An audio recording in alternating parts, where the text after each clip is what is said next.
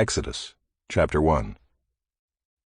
These are the names of the sons of Israel who came to Egypt with Jacob, each with his household: Reuben, Simeon, Levi and Judah, Issachar, Zebulun and Benjamin, Dan and Naphtali, Gad and Asher. All the descendants of Jacob were 70 persons. Joseph was already in Egypt. Then Joseph died, and all his brothers, and all that generation. But the people of Israel were fruitful and increased greatly. They multiplied and grew exceedingly strong, so that the land was filled with them. Now there arose a new king over Egypt, who did not know Joseph. And he said to his people, "Behold, the people of Israel are too many and too mighty for us. Come, let us deal shrewdly with them, lest they multiply, and if war breaks out, they join our enemies and fight against us and escape from the land." Therefore they set taskmasters over them to afflict them with heavy burdens. They built for Pharaoh store cities, Pithom and Ramses. But the more they were oppressed, the more they multiplied, and the more they spread abroad. And the Egyptians were in dread of the people of Israel. So they ruthlessly made the people of Israel work as slaves, and made their lives bitter with hard service, in mortar and brick, and in all kinds of work in the field. In all their work they ruthlessly made them work as slaves. Then the king of Egypt said to the Hebrew midwives, one of whom was named Shiphrah, and the other Puah, "When you serve as midwife to the Hebrew women, and see them on the birth stool, if it is a son, you shall kill him, but if it is a daughter, she shall live." But the midwives feared God and did not do as the king of Egypt commanded them, but let the male children live. So the king of Egypt called the midwives and said to them, "Why have you done this, and let the male children live?" The midwives said to Pharaoh, "Because the Hebrew women are not like the Egyptian women, for they are vigorous and give birth before the midwife comes to them." So God dealt well with the midwives, and the people multiplied and grew very strong. And because the midwives feared God, he gave them families. Then Pharaoh commanded all his people, "Every son that is born to the Hebrews you shall cast into the Nile, but you shall let every daughter live."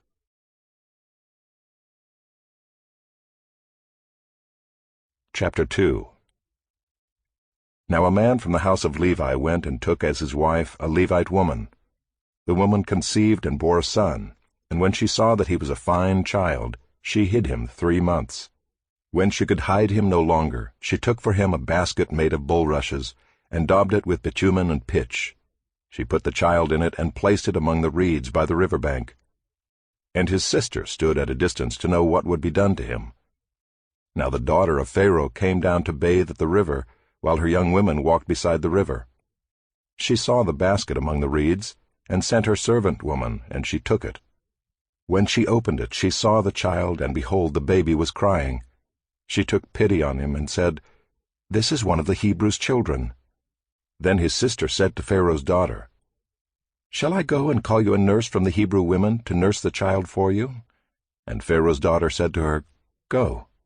So the girl went and called the child's mother. And Pharaoh's daughter said to her, "Take this child away and nurse him for me, and I will give you your wages." So the woman took the child and nursed him. When the child grew older, she brought him to Pharaoh's daughter, and he became her son. She named him Moses, "Because," she said, "I drew him out of the water." One day when Moses had grown up, he went out to his people and looked on their burdens, and he saw an Egyptian beating a Hebrew, one of his people. He looked this way and that, and seeing no one, he struck down the Egyptian and hid him in the sand. When he went out the next day, behold, 2 Hebrews were struggling together. And he said to the man in the wrong, "Why do you strike your companion?" He answered, "Who made you a prince and a judge over us? Do you mean to kill me as you killed the Egyptian?" Then Moses was afraid and thought, "Surely the thing is known." When Pharaoh heard of it, he sought to kill Moses. But Moses fled from Pharaoh and stayed in the land of Midian, and he sat down by a well. Now the priest of Midian had 7 daughters, and they came and drew water and filled the troughs to water their father's flock. The shepherds came and drove them away, but Moses stood up and saved them and watered their flock. When they came home to their father Reuel, he said, "How is it that you have come home so soon today?" They said, "An Egyptian delivered us out of the hand of the shepherds, and even drew water for us, and watered the flock." He said to his daughters, "Then where is he? Why have you left the man? Call him that he may eat bread." And Moses was content to dwell with the man, and he gave Moses his daughter Zipporah. She gave birth to a son, and he called his name Gershom, for he said, "I have been a sojourner in a foreign land." During those many days the king of Egypt died, and the people of Israel groaned because of their slavery and cried out for help. Their cry for rescue from slavery came up to God. And God heard their groaning, and God remembered his covenant with Abraham, with Isaac, and with Jacob. God saw the people of Israel, and God knew.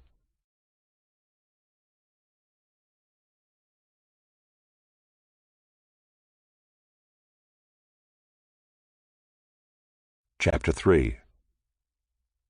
Now Moses was keeping the flock of his father-in-law Jethro, the priest of Midian, and he led his flock to the west side of the wilderness, and came to Horeb, the mountain of God. And the angel of the Lord appeared to him in a flame of fire out of the midst of a bush. He looked, and behold, the bush was burning, yet it was not consumed. And Moses said, "I will turn aside to see this great sight, why the bush is not burned." When the Lord saw that he turned aside to see, God called to him out of the bush, "Moses, Moses." And he said, "Here I am." Then he said, "Do not come near. Take your sandals off your feet, for the place on which you are standing is holy ground." And he said, "I am the God of your father, the God of Abraham, the God of Isaac, and the God of Jacob." And Moses hid his face, for he was afraid to look at God. Then the Lord said, "I have surely seen the affliction of my people who are in Egypt, and have heard their cry because of their taskmasters. I know their sufferings, and I have come down to deliver them out of the hand of the Egyptians, and to bring them up out of that land to a good and broad land, a land flowing with milk and honey, to the place of the Canaanites, the Hittites, the Amorites, the Perizzites, the Hivites, and the Jebusites. And now, behold, the cry of the people of Israel has come to me, and I have also seen the oppression with which the Egyptians oppress them. Come, I will send you to Pharaoh, that you may bring my people, the children of Israel, out of Egypt." But Moses said to God, "Who am I that I should go to Pharaoh and bring the children of Israel out of Egypt?" He said, "But I will be with you, and this shall be the sign for you that I have sent you. When you have brought the people out of Egypt, you shall serve God on this mountain." Then Moses said to God, "If I come to the people of Israel and say to them, 'The God of your fathers has sent me to you,' and they ask me, 'What is his name?' what shall I say to them?" God said to Moses, "I am who I am." And he said, "Say this to the people of Israel, 'I am has sent me to you.'" God also said to Moses, "Say this to the people of Israel, 'The Lord, the God of your fathers, the God of Abraham, the God of Isaac, and the God of Jacob, has sent me to you.' This is my name forever, and thus I am to be remembered throughout all generations. Go and gather the elders of Israel together and say to them, 'The Lord, the God of your fathers, the God of Abraham, of Isaac, and of Jacob, has appeared to me, saying, I have observed you and what has been done to you in Egypt, and I promise that I will bring you up out of the affliction of Egypt to the land of the Canaanites, the Hittites, the Amorites, the Perizzites, the Hivites, and the Jebusites, a land flowing with milk and honey.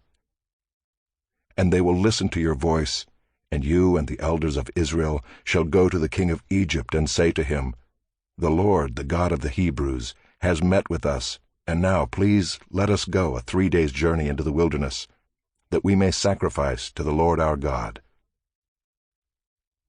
But I know that the king of Egypt will not let you go unless compelled by a mighty hand. So I will stretch out my hand and strike Egypt with all the wonders that I will do in it. After that, he will let you go. And I will give this people favor in the sight of the Egyptians, and when you go, you shall not go empty, but each woman shall ask of her neighbor, and any woman who lives in her house, for silver and gold jewelry, and for clothing. You shall put them on your sons and on your daughters. So shall you plunder the Egyptians.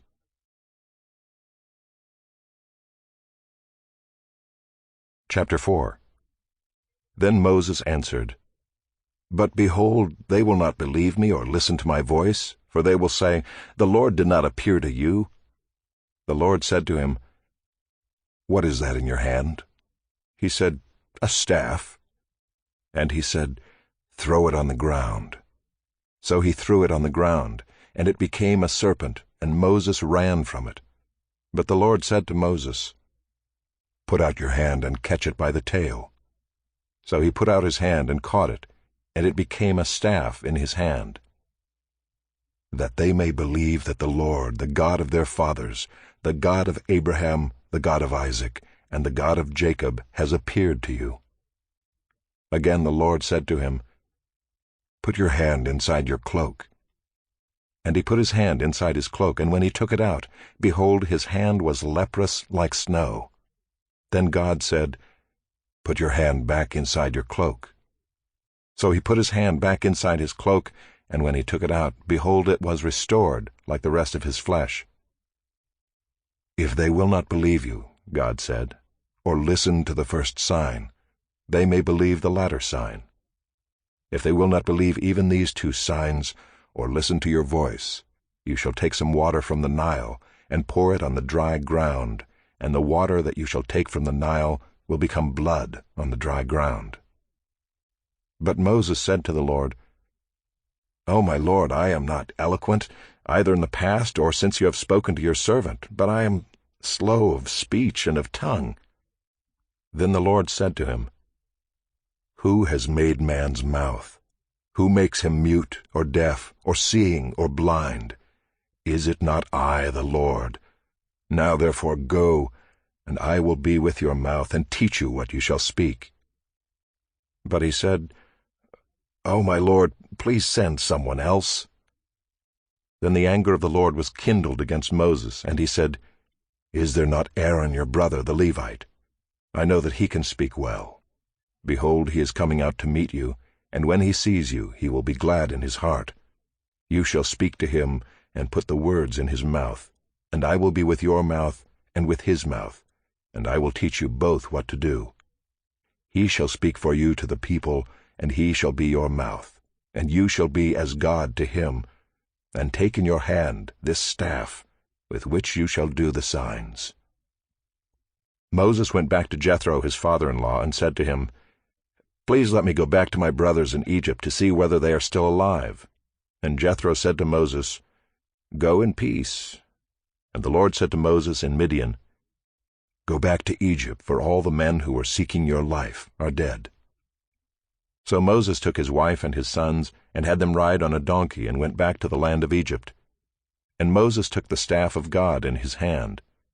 And the Lord said to Moses, When you go back to Egypt, see that you do before Pharaoh all the miracles that I have put in your power. But I will harden his heart, so that he will not let the people go. Then you shall say to Pharaoh, Thus says the Lord, Israel is my firstborn son, and I say to you, Let my son go that he may serve me. If you refuse to let him go, behold, I will kill your firstborn son. At a lodging place on the way, the Lord met him, and sought to put him to death.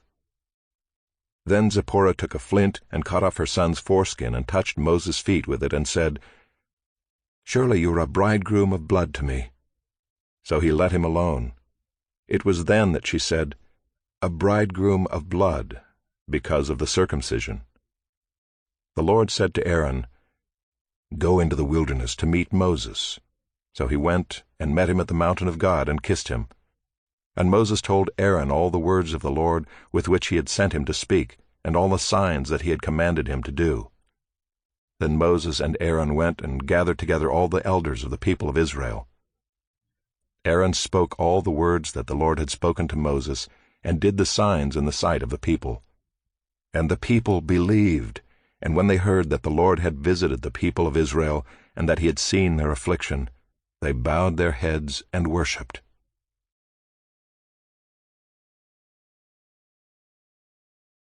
Chapter 5. Afterward Moses and Aaron went and said to Pharaoh, Thus says the Lord, the God of Israel, Let my people go, that they may hold a feast to me in the wilderness. But Pharaoh said, Who is the Lord, that I should obey his voice and let Israel go? I do not know the Lord, and moreover I will not let Israel go. Then they said, The God of the Hebrews has met with us. Please let us go a 3 days' journey into the wilderness, that we may sacrifice to the Lord our God, lest he fall upon us with pestilence or with the sword. But the king of Egypt said to them, Moses and Aaron, why do you take the people away from their work? Get back to your burdens. And Pharaoh said, Behold, the people of the land are now many, and you make them rest from their burdens. The same day Pharaoh commanded the taskmasters of the people and their foremen, You shall no longer give the people straw to make bricks, as in the past. Let them go and gather straw for themselves. But the number of bricks that they made in the past you shall impose on them. You shall by no means reduce it, for they are idle. Therefore they cry, Let us go and offer sacrifice to our God. Let heavier work be laid on the men, that they may labor at it and pay no regard to lying words. So the taskmasters and the foremen of the people went out and said to the people, Thus says Pharaoh, I will not give you straw. Go and get your straw yourselves wherever you can find it. But your work will not be reduced in the least. So the people were scattered throughout all the land of Egypt to gather stubble for straw. The taskmasters were urgent, saying, Complete your work, your daily task each day, as when there was straw. And the foremen of the people of Israel, whom Pharaoh's taskmasters had set over them, were beaten and were asked, Why have you not done all your task of making bricks today and yesterday, as in the past? Then the foreman of the people of Israel came and cried to Pharaoh, Why do you treat your servants like this? No straw is given to your servants, yet they say to us, Make bricks, and behold, your servants are beaten, but the fault is in your own people. But he said, You are idle, you are idle. That is why you say, Let us go and sacrifice to the Lord. Go now and work. No straw will be given you, but you must still deliver the same number of bricks. The foremen of the people of Israel saw that they were in trouble when they said, You shall by no means reduce your number of bricks, your daily task each day. They met Moses and Aaron, who were waiting for them as they came out from Pharaoh, and they said to them, The Lord look on you and judge, because you have made us stink in the sight of Pharaoh and his servants, and have put a sword in their hand to kill us. Then Moses turned to the Lord and said, O Lord, why have you done evil to this people? Why did you ever send me? For since I came to Pharaoh to speak in your name, he has done evil to this people, and you have not delivered your people at all.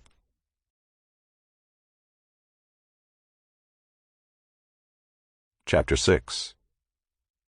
But the Lord said to Moses, Now you shall see what I will do to Pharaoh. For with a strong hand he will send them out, and with a strong hand he will drive them out of his land. God spoke to Moses and said to him, I am the Lord. I appeared to Abraham, to Isaac, and to Jacob as God Almighty. But by my name, the Lord, I did not make myself known to them. I also established my covenant with them to give them the land of Canaan, the land in which they lived as sojourners. Moreover, I have heard the groaning of the people of Israel, whom the Egyptians hold as slaves, and I have remembered my covenant. Say therefore to the people of Israel, I am the Lord, and I will bring you out from under the burdens of the Egyptians, and I will deliver you from slavery to them, and I will redeem you with an outstretched arm and with great acts of judgment. I will take you to be my people, and I will be your God. And you shall know that I am the Lord your God, who has brought you out from under the burdens of the Egyptians. I will bring you into the land that I swore to give to Abraham, to Isaac, and to Jacob. I will give it to you for a possession. I am the Lord. Moses spoke thus to the people of Israel, but they did not listen to Moses. because of their broken spirit and harsh slavery. So the Lord said to Moses, "Go in, tell Pharaoh king of Egypt to let the people of Israel go out of his land." But Moses said to the Lord, "Behold, the people of Israel have not listened to me. How then shall Pharaoh listen to me, for I am of uncircumcised lips?"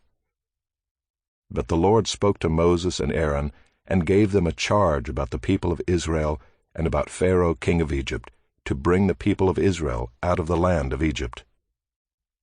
These are the heads of their fathers' houses, the sons of Reuben, the firstborn of Israel, Hanok, Palu, Hezron, and Carmi.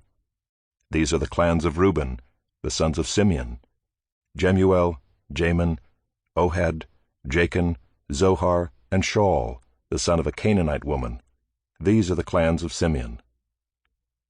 These are the names of the sons of Levi according to their generations: Gershon, Kohath, and Merari. The years of the life of Levi being 137 years. The sons of Gershon, Libni and Shimei by their clans. The sons of Kohath, Amram, Izhar, Hebron, and Uziel, the years of the life of Kohath being 133 years. The sons of Merari, Malai and Mushai, these are the clans of the Levites according to their generations. Amram took as his wife Jochebed his father's sister, and she bore him Aaron and Moses, the years of the life of Amram being 137 years. The sons of Izhar, Korah, Nepheg, and Zichri. The sons of Uziel, Mishael, Elzaphan, and Sithri. Aaron took as his wife Elisheba, the daughter of Amminadab, and the sister of Nahshon, and she bore him Nadab, Abihu, Eleazar, and Ithamar. The sons of Korah, Asher, Elkanah, and Abiasaph. These are the clans of the Korahites. Eleazar, Aaron's son, took as his wife one of the daughters of Putiel, and she bore him Phinehas. These are the heads of the fathers' houses of the Levites by their clans. These are the Aaron and Moses to whom the Lord said, "Bring out the people of Israel from the land of Egypt by their hosts." It was they who spoke to Pharaoh king of Egypt about bringing out the people of Israel from Egypt, this Moses and this Aaron. On the day when the Lord spoke to Moses in the land of Egypt, the Lord said to Moses, "I am the Lord. Tell Pharaoh king of Egypt all that I say to you." But Moses said to the Lord, "Behold, I am of uncircumcised lips. How will Pharaoh listen to me?"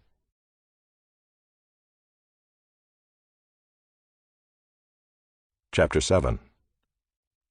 And the Lord said to Moses, "See, I have made you like God to Pharaoh, and your brother Aaron shall be your prophet. You shall speak all that I command you, and your brother Aaron shall tell Pharaoh to let the people of Israel go out of his land. But I will harden Pharaoh's heart, and though I multiply my signs and wonders in the land of Egypt, Pharaoh will not listen to you. Then I will lay my hand on Egypt, and bring my hosts, my people, the children of Israel, out of the land of Egypt by great acts of judgment. The Egyptians shall know that I am the Lord when I stretch out my hand against Egypt and bring out the people of Israel from among them." Moses and Aaron did so. They did just as the Lord commanded them. Now Moses was 80 years old and Aaron 83 years old when they spoke to Pharaoh. Then the Lord said to Moses and Aaron, "When Pharaoh says to you, 'Prove yourselves by working a miracle,' then you shall say to Aaron, 'Take your staff and cast it down before Pharaoh, that it may become a serpent.'" So Moses and Aaron went to Pharaoh and did just as the Lord commanded. Aaron cast down his staff before Pharaoh and his servants, and it became a serpent. Then Pharaoh summoned the wise men and the sorcerers, and they, the magicians of Egypt, also did the same by their secret arts. For each man cast down his staff, and they became serpents.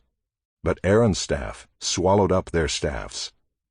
Still Pharaoh's heart was hardened, and he would not listen to them as the Lord had said.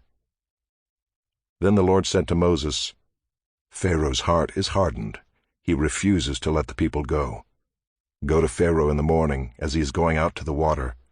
Stand on the bank of the Nile to meet him, and take in your hand the staff that turned into a serpent.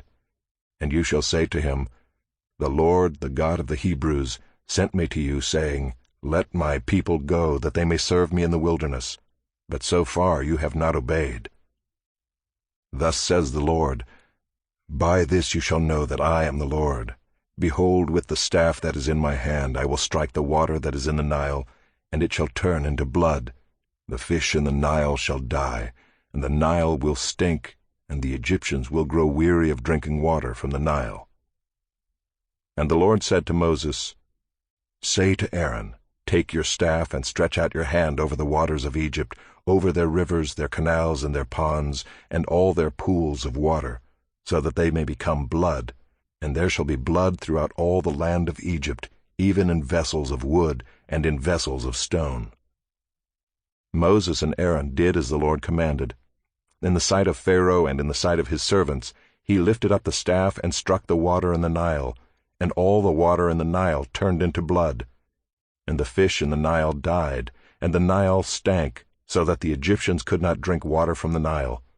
There was blood throughout all the land of Egypt. But the magicians of Egypt did the same by their secret arts. So Pharaoh's heart remained hardened, and he would not listen to them, as the Lord had said. Pharaoh turned and went into his house, and he did not take even this to heart. And all the Egyptians dug along the Nile for water to drink, for they could not drink the water of the Nile. 7 full days passed after the Lord had struck the Nile. Chapter 8.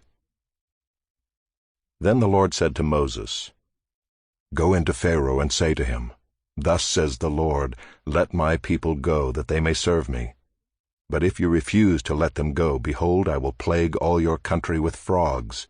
The Nile shall swarm with frogs that shall come up into your house, and into your bedroom, and on your bed, and into the houses of your servants and your people, and into your ovens and your kneading bowls. The frogs shall come up on you and on your people, and on all your servants.'"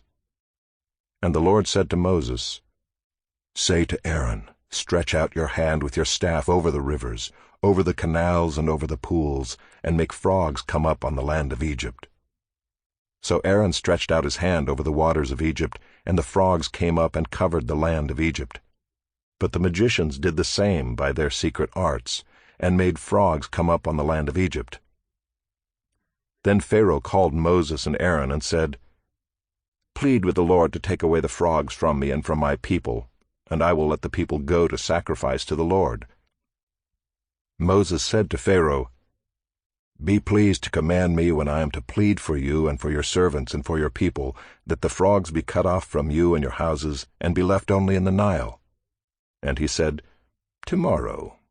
Moses said, "Be it as you say, so that you may know that there is no one like the Lord our God. The frogs shall go away from you and your houses and your servants and your people. They shall be left only in the Nile." So Moses and Aaron went out from Pharaoh, and Moses cried to the Lord about the frogs, as he had agreed with Pharaoh. And the Lord did according to the word of Moses. The frogs died out in the houses, the courtyards, and the fields. And they gathered them together in heaps, and the land stank. And when Pharaoh saw that there was a respite, he hardened his heart and would not listen to them as the Lord had said. Then the Lord said to Moses, "Say to Aaron, 'Stretch out your staff and strike the dust of the earth, so that it may become gnats in all the land of Egypt.' And they did so. Aaron stretched out his hand with his staff and struck the dust of the earth, and there were gnats on man and beast. All the dust of the earth became gnats in all the land of Egypt. The magicians tried by their secret arts to produce gnats, but they could not. So there were gnats on man and beast. Then the magician said to Pharaoh, 'This is the finger of God.' But Pharaoh's heart was hardened, and he would not listen to them as the Lord had said. Then the Lord said to Moses, "Rise up early in the morning and present yourself to Pharaoh, as he goes out to the water, and say to him, 'Thus says the Lord, let my people go, that they may serve me. Or else if you will not let my people go, behold, I will send swarms of flies on you and your servants and your people and into your houses. And the houses of the Egyptians shall be filled with swarms of flies, and also the ground on which they stand. But on that day I will set apart the land of Goshen, where my people dwell, so that no swarms of flies shall be there, that you may know that I am the Lord in the midst of the earth. Thus I will put a division between my people and your people. Tomorrow this sign shall happen. And the Lord did so. There came great swarms of flies into the house of Pharaoh and into his servants' houses. Throughout all the land of Egypt the land was ruined by the swarms of flies. Then Pharaoh called Moses and Aaron and said, "Go, sacrifice to your God within the land." But Moses said, "It would not be right to do so, for the offerings we shall sacrifice to the Lord our God are an abomination to the Egyptians. If we sacrifice offerings abominable to the Egyptians before their eyes, will they not stone us? We must go 3 days' journey into the wilderness and sacrifice to the Lord our God as he tells us." So Pharaoh said, "I will let you go to sacrifice to the Lord your God in the wilderness, only you must not go very far away. Plead for me." Then Moses said, "Behold, I am going out from you, and I will plead with the Lord, that the swarms of flies may depart from Pharaoh, from his servants, and from his people tomorrow. Only let not Pharaoh cheat again by not letting the people go to sacrifice to the Lord." So Moses went out from Pharaoh and prayed to the Lord. And the Lord did as Moses asked, and removed the swarms of flies from Pharaoh, from his servants, and from his people. Not one remained. But Pharaoh hardened his heart this time also, and did not let the people go.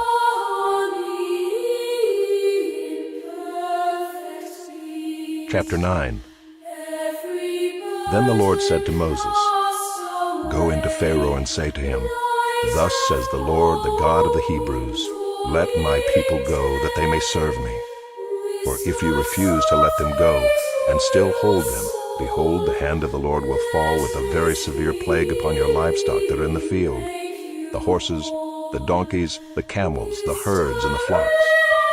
But the Lord will make a distinction between the livestock of Israel and the livestock of Egypt, so that nothing of all that belongs to the people of Israel shall die.' And the Lord set a time, saying, 'Tomorrow the Lord will do this thing in the land.' And the next day the Lord did this thing. All the livestock of the Egyptians died, but not one of the livestock of the people of Israel died. And Pharaoh sent, and behold, not one of the livestock of Israel was dead. But the heart of Pharaoh was hardened, and he did not let the people go. And the Lord said to Moses and Aaron, 'Take handfuls of soot from the kiln, and let Moses throw them in the air in the sight of Pharaoh. It shall become fine dust over all the land of Egypt, and become boils breaking out in sores on man and beast throughout all the land of Egypt.' So they took the soot from the kiln and stood before Pharaoh. And Moses threw it in the air, and it became boils breaking out in sores on man and beast. And the magicians could not stand before Moses because of the boils, for the boils came upon the magicians and upon all the Egyptians. But the Lord hardened the heart of Pharaoh, and he did not listen to them, as the Lord had spoken to Moses. Then the Lord said to Moses, "Rise up early in the morning and present yourself before Pharaoh, and say to him, 'Thus says the Lord, the God of the Hebrews, let my people go, that they may serve me. For this time I will send all my plagues on you yourself, and on your servants, and your people, so that you may know that there is none like me in all the earth. For by now I could have put out my hand and struck you and your people with pestilence, and you would have been cut off from the earth. But for this purpose I have raised you up, to show you my power, so that my name may be proclaimed in all the earth. You are still exalting yourself against my people, and will not let them go. Behold, about this time tomorrow, I will cause very heavy hail to fall, such as never has been in Egypt from the day it was founded until now.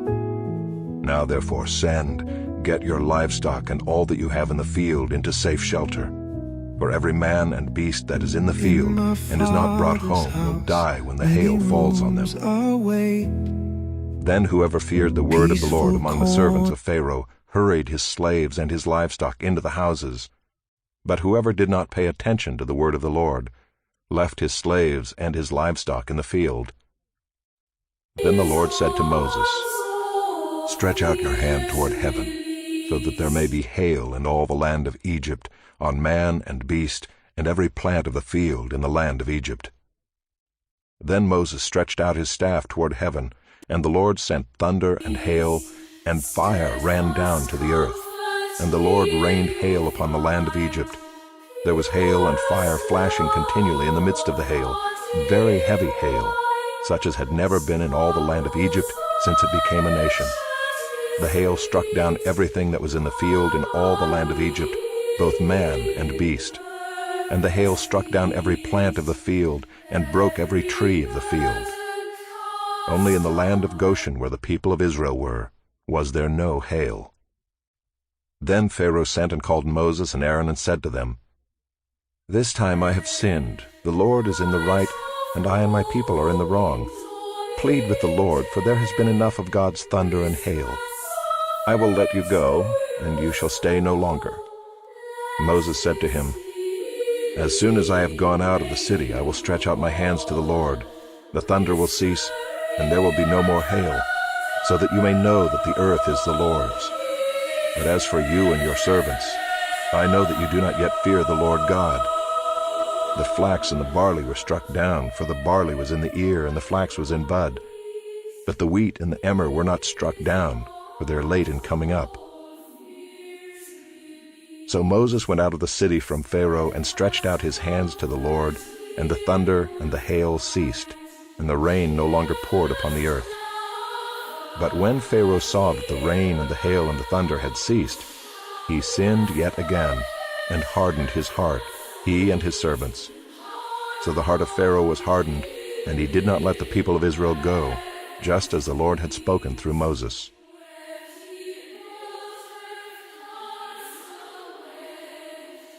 Chapter 10.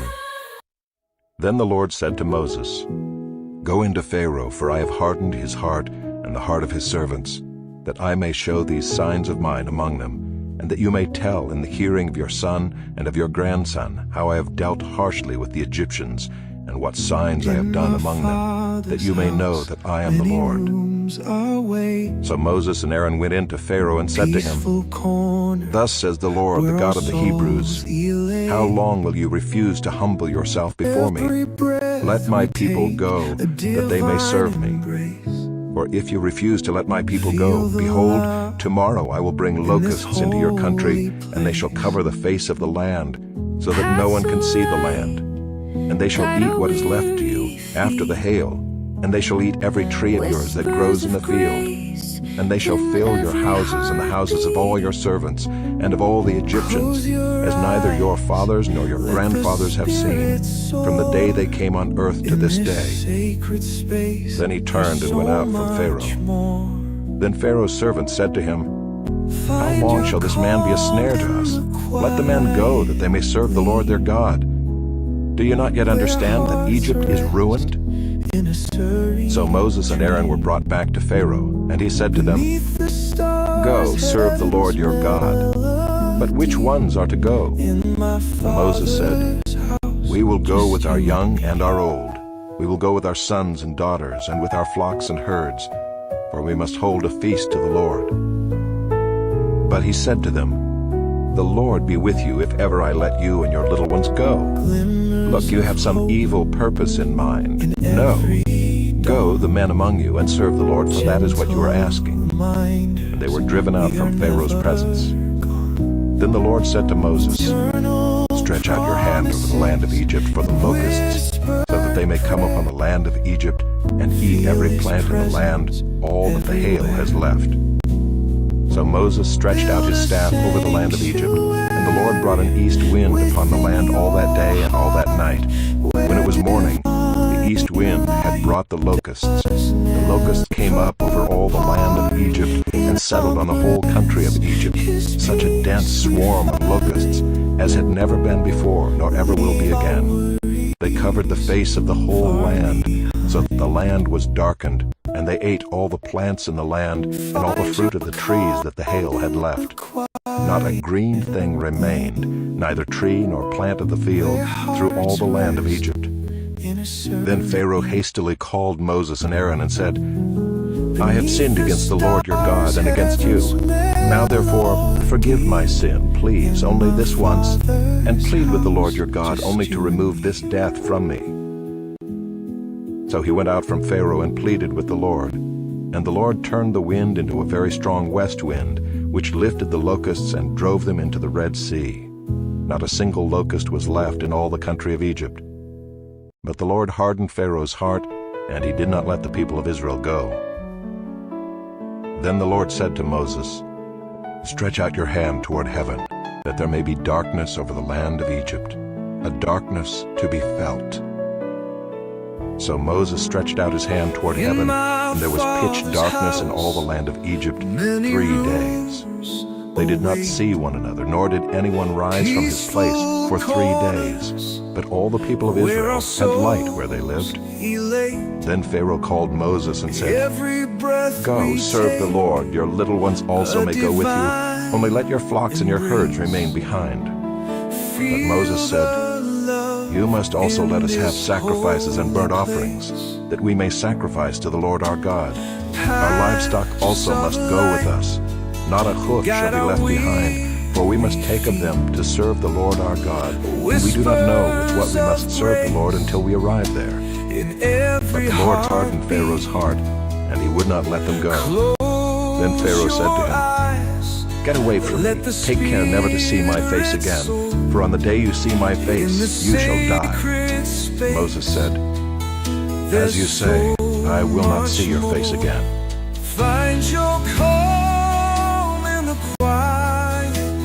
Chapter 11. The Lord said to Moses, "Yet one plague more I will bring upon Pharaoh and upon Egypt.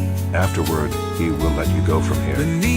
When he lets you go, he will drive you away completely. Speak now in the hearing of the people, that they ask every man of his neighbor and every woman of her neighbor for silver and gold jewelry." And the Lord gave the people favor in the sight of the Egyptians. Moreover, the man Moses was very great in the land of Egypt, in the sight of Pharaoh's servants, and in the sight of the people.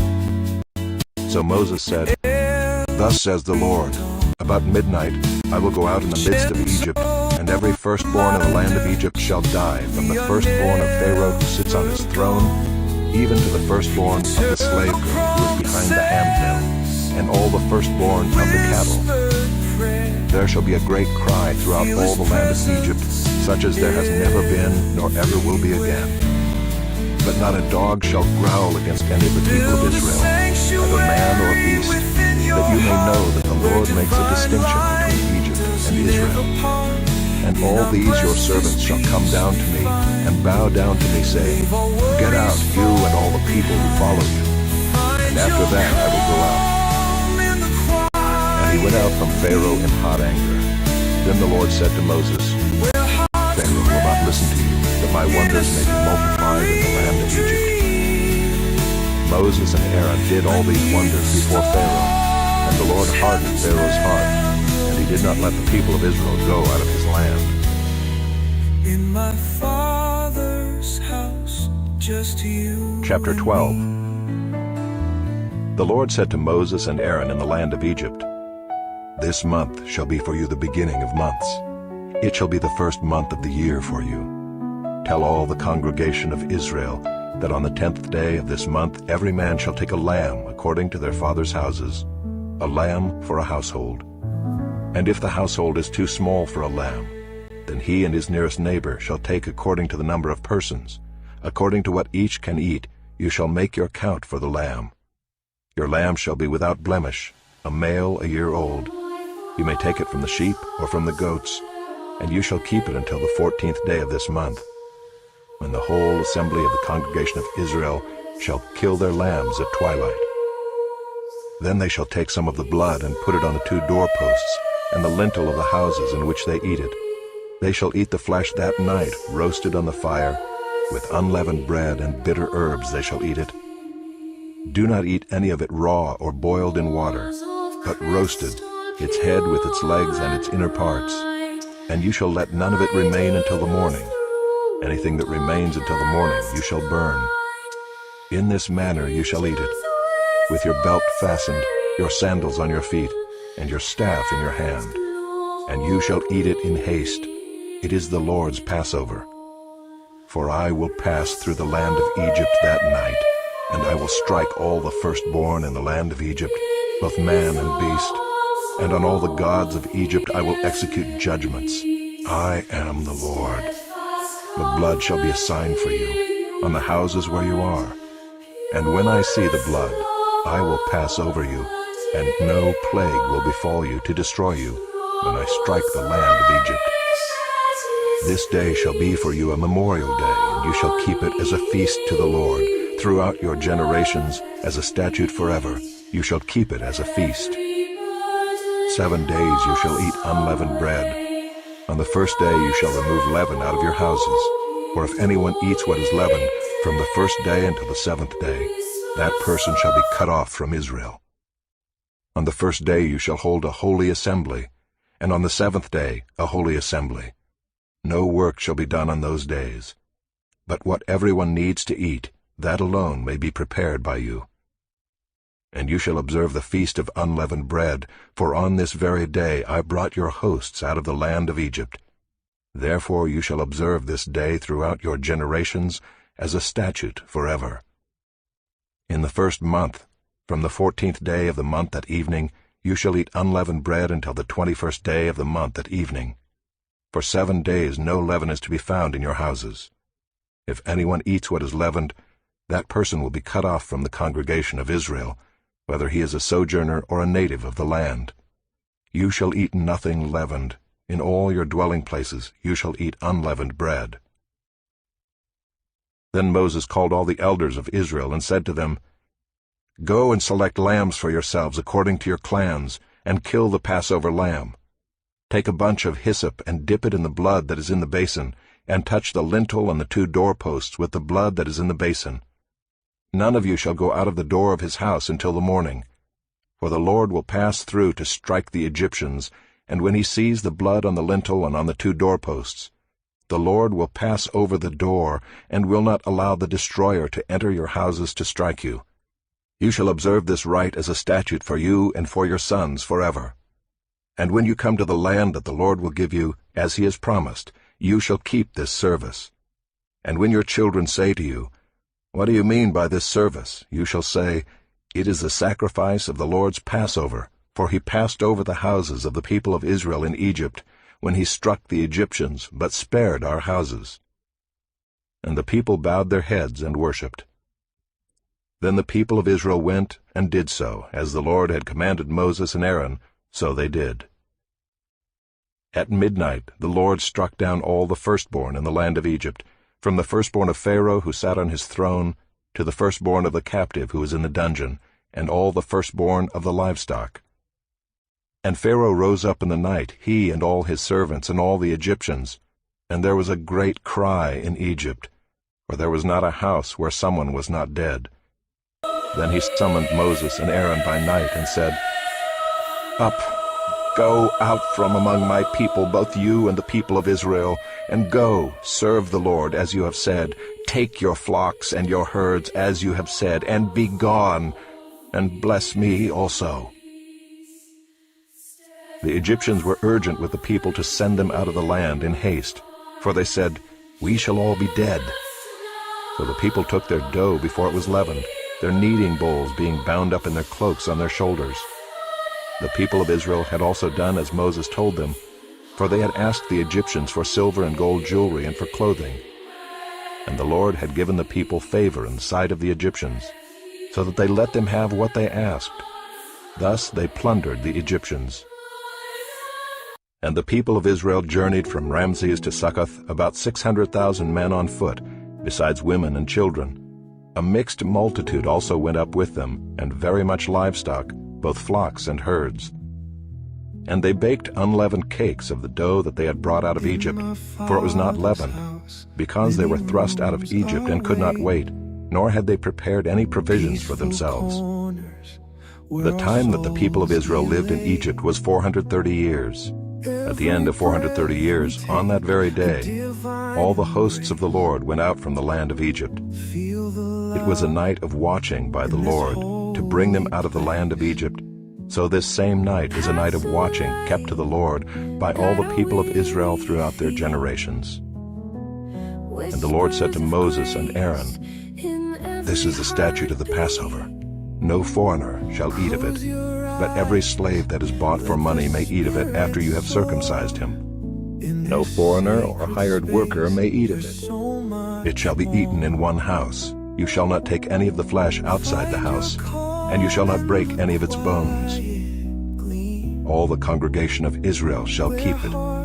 If a stranger shall sojourn with you and would keep the Passover to the Lord, let all his males be circumcised. Then he may come near and keep it. He shall be as a native of the land. But no uncircumcised person shall eat of it. There shall be one law for the native and for the stranger who sojourns among you." All the people of Israel did just as the Lord commanded Moses and Aaron, and on that very day the Lord brought the people of Israel out of the land of Egypt by their hosts. In every dawn, gentle reminders. Chapter 13. The Lord said to Moses, "Consecrate to me all the firstborn. Whatever is the first to open the womb among the people of Israel, both of man and of beast, is mine." Then Moses said to the people, "Remember this day in which you came out from Egypt, out of the house of slavery, for by a strong hand the Lord brought you out from this place. No leavened bread shall be eaten. Today in the month of Abib you are going out. And when the Lord brings you into the land of the Canaanites, the Hittites, the Amorites, the Hivites, and the Jebusites, which he swore to your fathers to give you, a land flowing with milk and honey, you shall keep this service in this month. 7 days you shall eat unleavened bread, and on the 7th day there shall be a feast to the Lord. Unleavened bread shall be eaten for 7 days. No leavened bread shall be seen with you, and no leaven shall be seen with you in all your territory. You shall tell your son on that day, 'It is because of what the Lord did for me when I came out of Egypt.' And it shall be to you as a sign on your hand, and as a memorial between your eyes, that the law of the Lord may be in your mouth. For with a strong hand the Lord has brought you out of Egypt.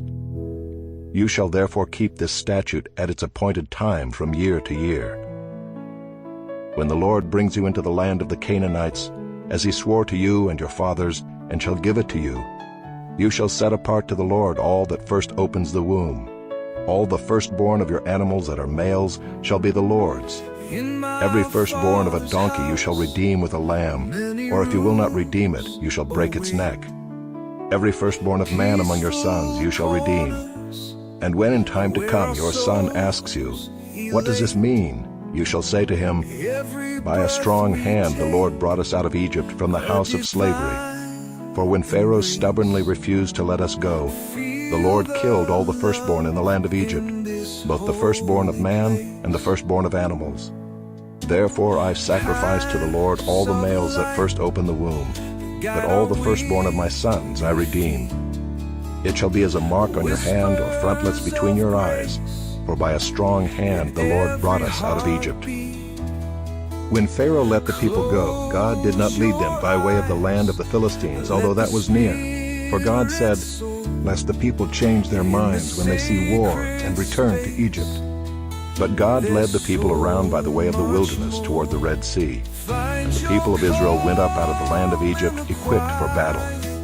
Moses took the bones of Joseph with him, for Joseph had made the sons of Israel solemnly swear, saying, "God will surely visit you, and you shall carry up my bones with you from here." And they moved on from Succoth and encamped at Etham on the edge of the wilderness. And the Lord went before them by day in a pillar of cloud to lead them along the way, and by night in a pillar of fire to give them light, that they might travel by day and by night. The pillar of cloud by day and the pillar of fire by night did not depart from before the people.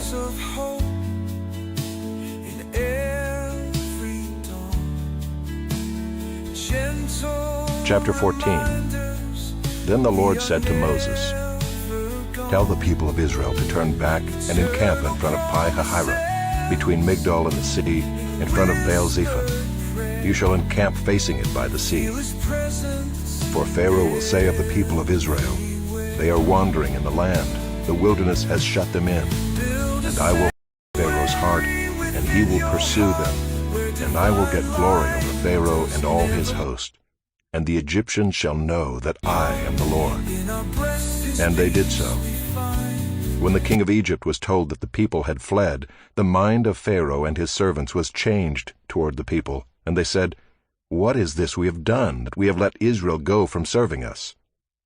So he made ready his chariot and took his army with him, and took 600 chosen chariots and all the other chariots of Egypt with officers over all of them.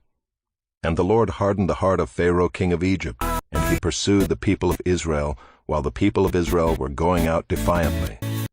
The Egyptians pursued them, all Pharaoh's horses and chariots and his horsemen and his army, and overtook them encamped at the sea by Pi-hahiroth in front of Baal-zephon. When Pharaoh drew near, the people of Israel lifted up their eyes, and behold, the Egyptians were marching after them, and they feared greatly. And the people of Israel cried out to the Lord. They said to Moses, "Is it because there are no graves in Egypt that you have taken us away to die in the wilderness? What have you done to us in bringing us out of Egypt? Is not this what we said to you in Egypt? Leave us alone that we may serve the Egyptians? For it would have been better for us to serve the Egyptians than to die in the wilderness." And Moses said to the people, "Fear not, stand firm, and see the salvation of the Lord, which he will work for you today. For the Egyptians whom you see today, you shall never see again. The Lord will fight for you, and you have only to be silent." The Lord said to Moses, "Why do you cry to me? Tell the people of Israel to go forward. Lift up your staff and stretch out your hand over the sea, and divide it, that the people of Israel may go through the sea on dry ground. And I will harden the hearts of the Egyptians, so that they shall go in after them, and I will get glory over Pharaoh and all his host, his chariots and his horsemen. And the Egyptians shall know that I am the Lord, when I have gotten glory over Pharaoh, his chariots, and his horsemen." Then the angel of God, who was going before the host of Israel, moved and went behind them, and the pillar of cloud moved from before them and stood behind them, coming between the host of Egypt and the host of Israel. And there was the cloud and the darkness, and it lit up the night, without one coming near the other all night. Then Moses stretched out his hand over the sea, and the Lord drove the sea back by a strong east wind all night, and made the sea dry land, and the waters were divided. And the people of Israel went into the midst of the sea on dry ground, the waters being a wall to them on their right hand and on their left. The Egyptians pursued and went in after them into the midst of the sea, all Pharaoh's horses, his chariots, and his horsemen. And in the morning watch the Lord in the pillar of fire and of cloud looked down on the Egyptian forces, and threw the Egyptian forces into a panic, clogging their chariot wheels, so that they drove heavily. And the Egyptians said, "Let us flee from before Israel, for the Lord fights for them against the Egyptians." Then the Lord said to Moses, "Stretch out your hand over the sea, that the water may come back upon the Egyptians, upon their chariots, and upon their horsemen." So Moses stretched out his hand over the sea, and the sea returned to its normal course when the morning appeared. And as the Egyptians fled into it, the Lord threw the Egyptians into the midst of the sea.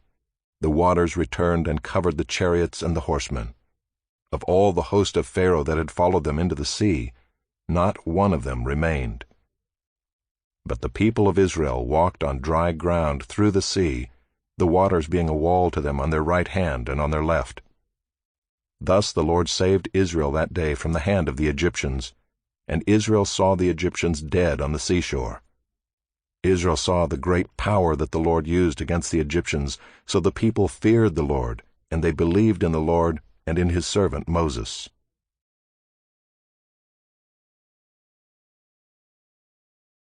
Chapter 15. Then Moses and the people of Israel sang this song to the Lord, saying, "I will sing to the Lord, for he has triumphed gloriously. The horse and his rider he has thrown into the sea.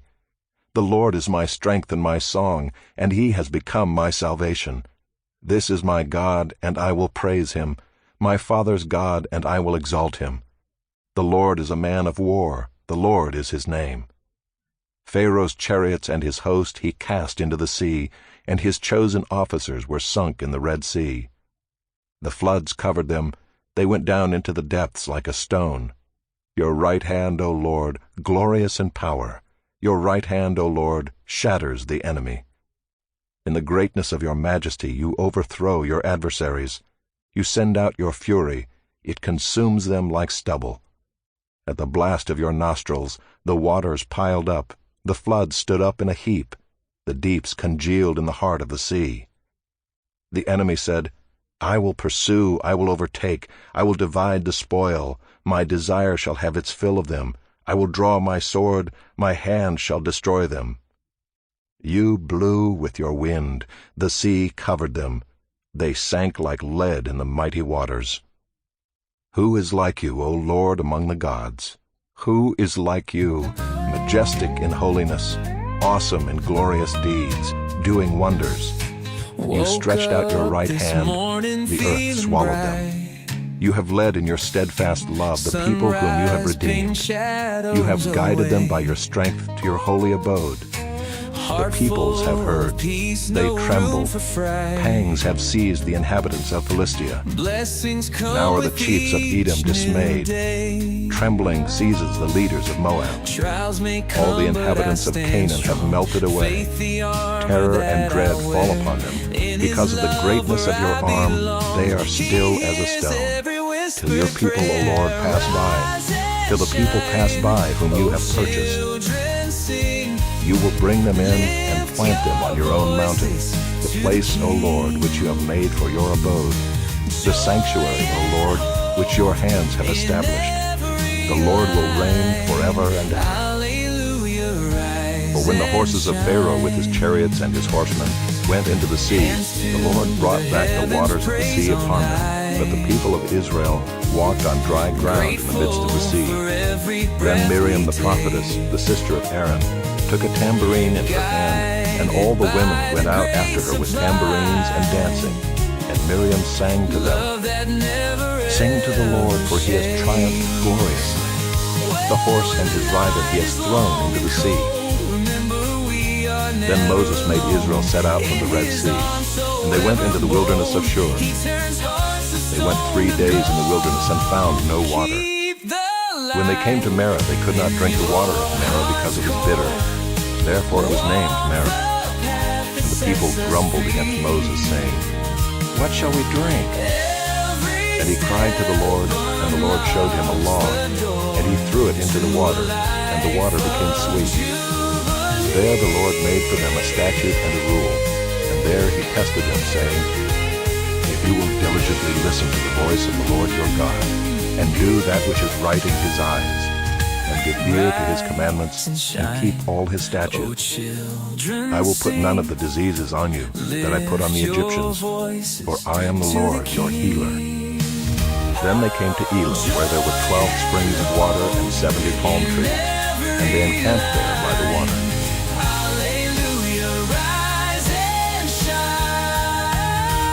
Chapter 16. They set out from Elim, and all the congregation of the people of Israel came to the wilderness of Sin, which is between Elim and Sinai, on the 15th day of the 2nd month after they had departed from the land of Egypt. And the whole congregation of the people of Israel grumbled against Moses and Aaron in the wilderness. And the people of Israel said to them, Would that we had died by the hand of the Lord in the land of Egypt, when we sat by the meat pots and ate bread to the full. For you have brought us out into this wilderness to kill this whole assembly with hunger. Then the Lord said to Moses, Behold, I am about to rain bread from heaven for you, and the people shall go out and gather a day's portion every day, that I may test them, whether they will walk in my law or not. On the 6th day, when they prepare what they bring in, it will be twice as much as they gather daily. So Moses and Aaron said to all the people of Israel, At evening you shall know that it was the Lord who brought you out of the land of Egypt, and in the morning you shall see the glory of the Lord, because he has heard your grumbling against the Lord. For what are we that you grumble against us? And Moses said, When the Lord gives you in the evening meat to eat, and in the morning bread to the full, because the Lord has heard your grumbling, that you grumble against him, What are we? Your grumbling is not against us, but against the Lord. Then Moses said to Aaron, Say to the whole congregation of the people of Israel, Come near before the Lord, for he has heard your grumbling. And as soon as Aaron spoke to the whole congregation of the people of Israel, they looked toward the wilderness, and behold, the glory of the Lord appeared in the cloud. And the Lord said to Moses, I have heard the grumbling of the people of Israel. Say to them, At twilight you shall eat meat, and in the morning you shall be filled with bread. Then you shall know that I am the Lord your God. In the evening quail came up and covered the camp, and in the morning dew lay around the camp. And when the dew had gone up, there was on the face of the wilderness a fine, flake-like thing, fine as frost on the ground. When the people of Israel saw it, they said to one another, What is it? For they did not know what it was. And Moses said to them, It is the bread that the Lord has given you to eat. This is what the Lord has commanded. Gather up, each one of you, as much as he can eat. You shall each take an omer according to the number of the persons that each of you has in his tent. And the people of Israel did so. They gathered, some more, some less. But when they measured it with an omer, whoever gathered much had nothing left over, and whoever gathered little had no lack. Each of them gathered as much as he could eat. And Moses said to them, Let no one leave any of it over till the morning. But they did not listen to Moses. Some left part of it till the morning, and it bred worms and stank. And Moses was angry with them. Morning by morning they gathered it, each as much as he could eat. But when the sun grew hot, it melted. On the sixth day they gathered twice as much bread, 2 omers each. And when all the leaders of the congregation came and told Moses, he said to them, This is what the Lord has commanded. Tomorrow is a day of solemn rest, a holy Sabbath to the Lord. Bake what you will bake, and boil what you will boil. And all that is left over lay aside to be kept till the morning. So they laid it aside till the morning, as Moses commanded them. And it did not stink, and there were no worms in it. Moses said, Eat it today, for today is a Sabbath to the Lord. Today you will not find it in the field. 6 days you shall gather it, but on the 7th day, which is a Sabbath, there will be none. On the 7th day some of the people went out to gather, but they found none. And the Lord said to Moses, How long will you refuse to keep my commandments and my laws? See, the Lord has given you the Sabbath. Therefore on the 6th day he gives you bread for 2 days. Remain each of you in his place. Let no one go out of his place on the 7th day. So the people rested on the 7th day. Now the house of Israel called its name manna. It was like coriander seeds, white, and the taste of it was like wafers made with honey. Moses said, This is what the Lord has commanded.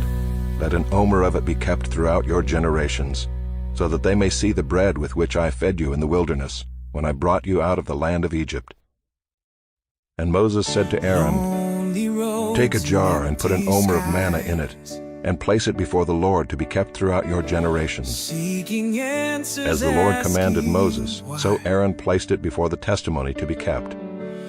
The people of Israel ate the manna 40 years till they came to a habitable land. They ate the manna till they came to the border of the land of Canaan.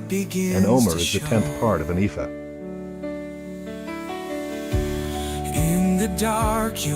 Chapter 17. All the congregation of the people of Israel moved on from the wilderness of Sin by stages, according to the commandment of the Lord, and camped at Rephidim. But there was no water for the people to drink. Therefore the people quarreled with Moses and said, Give us water to drink. And Moses said to them, Why do you quarrel with me? Why do you test the Lord? But the people thirsted there for water, and the people grumbled against Moses and said, Why did you bring us up out of Egypt to kill us and our children and our livestock with thirst? So Moses cried to the Lord, What shall I do with this people? They are almost ready to stone me. And the Lord said to Moses, Pass on before the people, taking with you some of the elders of Israel. and take in your hand the staff with which you struck the Nile, and go. Behold, I will stand before you there on the rock at Horeb, and you shall strike the rock, and water shall come out of it, and the people will drink. And Moses did so in the sight of the elders of Israel. And he called the name of the place Massah and Meribah, because of the quarreling of the people of Israel, and because they tested the Lord by saying, Is the Lord among us or not? Then Amalek came and fought with Israel at Rephidim. So Moses said to Joshua, Choose for us men, and go out and fight with Amalek. Tomorrow I will stand on the top of the hill with the staff of God in my hand. So Joshua did as Moses told him, and fought with Amalek, while Moses, Aaron, and Hur went up to the top of the hill. Whenever Moses held up his hand, Israel prevailed, and whenever he lowered his hand, Amalek prevailed. But Moses' hands grew weary, so they took a stone and put it under him, and he sat on it, while Aaron and Hur held up his hands, one on one side and the other on the other side. So his hands were steady until the going down of the sun. And Joshua overwhelmed Amalek and his people with the sword. Then the Lord said to Moses, Write this as a memorial in a book and recite it in the ears of Joshua, that I will utterly blot out the memory of Amalek from under heaven. And Moses built an altar and called the name of it, The Lord is my banner, saying, A hand upon the throne of the Lord. The Lord will have war with Amalek from generation to generation.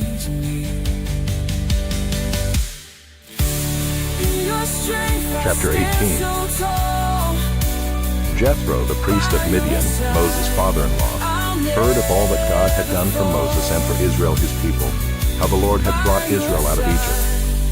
Now Jethro, Moses' father-in-law, had taken Zipporah, Moses' wife, after he had sent her home, along with her 2 sons. The name of the one was Gershom, for he said, I have been a sojourner in a foreign land. And the name of the other, Eliezer, for he said, The God of my father was my help, and delivered me from the sword of Pharaoh. Jethro, Moses' father-in-law, came with his sons and his wife to Moses in the wilderness where he was encamped at the mountain of God. And when he sent word to Moses, I, your father-in-law Jethro, am coming to you with your wife and her 2 sons with her. Moses went out to meet his father-in-law and bowed down and kissed him. And they asked each other of their welfare and went into the tent. Then Moses told his father-in-law all that the Lord had done to Pharaoh and to the Egyptians for Israel's sake, all the hardship that had come upon them in the way, and how the Lord had delivered them. And Jethro rejoiced for all the good that the Lord had done to Israel, in that he had delivered them out of the hand of the Egyptians. Jethro said, Blessed be the Lord who has delivered you out of the hand of the Egyptians, and out of the hand of Pharaoh, and has delivered the people from under the hand of the Egyptians. Now I know that the Lord is greater than all gods, because in this affair they dealt arrogantly with the people. And Jethro, Moses' father-in-law, brought a burnt offering and sacrifices to God. And Aaron came with all the elders of Israel to eat bread with Moses' father-in-law before God. The next day Moses sat to judge the people, and the people stood around Moses from morning till evening. When Moses' father-in-law saw all that he was doing for the people, he said, What is this that you are doing for the people? Why do you sit alone, and all the people stand around you from morning till evening? And Moses said to his father-in-law, Because the people come to me to inquire of God. When they have a dispute, they come to me, and I decide between one person and another, and I make them know the statutes of God and his laws. Moses' father-in-law said to him, What you are doing is not good. You and the people with you will certainly wear yourselves out, for the thing is too heavy for you.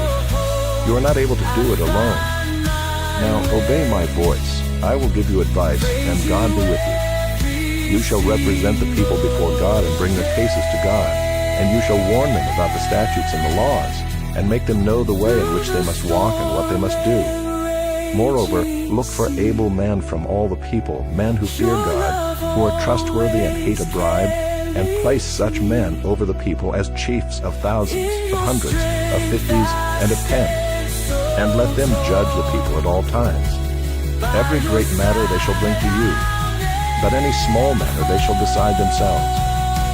So it will be easier for you, and they will bear the burden with you. If you do this, God will direct you. You will be able to endure, and all this people also will go to their place in peace." So Moses listened to the voice of his father-in-law and did all that he had said. Moses chose able men out of all Israel and made them heads over the people, chiefs of thousands, of hundreds, of fifties, and of tens. And they judged the people at all times. Any hard case they brought to Moses, but any small matter they decided themselves. Then Moses let his father-in-law depart, and he went away to his own country.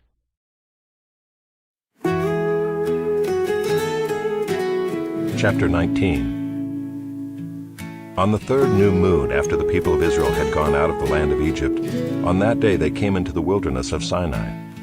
They set out from Rephidim and came into the wilderness of Sinai, and they encamped in the wilderness. There Israel encamped before the mountain, while Moses went up to God.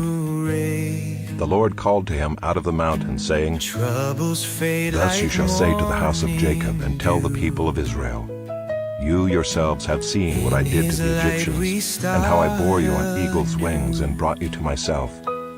Now therefore, if you will indeed obey my voice and keep my covenant, you shall be my treasured possession among all peoples, for all the earth is mine, and you shall be to me a kingdom of priests and a holy nation. These are the words that you shall speak to the people of Israel." So Moses came and called the elders of the people and set before them all these words that the Lord had commanded him. All the people answered together and said, "All that the Lord has spoken we will do." And Moses reported the words of the people to the Lord. And the Lord said to Moses, "Behold, I am coming to you in a thick cloud, that the people may hear when I speak with you, and may also believe you forever."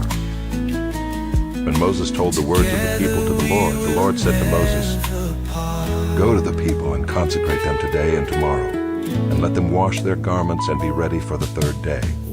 For on the third day, the Lord will come down on Mount Sinai in the sight of all the people. And you shall set limits for the people all around, saying, Take care not to go up into the mountain or touch the edge of it. Whoever touches the mountain shall be put to death. No hand shall touch him, but he shall be stoned or shot. Whether beast or man, he shall not live. When the trumpet sounds a long blast, they shall come up to the mountain." So Moses went down from the mountain to the people and consecrated the people, and they washed their garments. And he said to the people, "Be ready for the third day. Do not go near a woman." On the morning of the third day there were thunders and lightnings and a thick cloud in the mountain, and a very loud trumpet blast, so that all the people in the camp trembled. Then Moses brought the people out of the camp to meet God, and they took their stand at the foot of the mountain. Now Mount Sinai was wrapped in smoke, because the Lord had descended on it in fire. The smoke of it went up like the smoke of a kiln, and the whole mountain trembled greatly. And as the sound of the trumpet grew louder and louder, Moses spoke, and God answered him in thunder. The Lord came down on Mount Sinai to the top of the mountain, and the Lord called Moses to the top of the mountain, and Moses went up. And the Lord said to Moses, "Go down and warn the people, lest they break through to the Lord to look, and many of them perish. Also let the priests who come near to the Lord consecrate themselves, lest the Lord break out against them." And Moses said to the Lord, "The people cannot come up to Mount Sinai, for you yourself warned us, saying, Set limits around the mountain and consecrate it." And the Lord said to him, "Go down and come up bringing Aaron with you, but do not let the priests and the people break through to come up to the Lord, lest he break out against them." So Moses went down to the people and told them.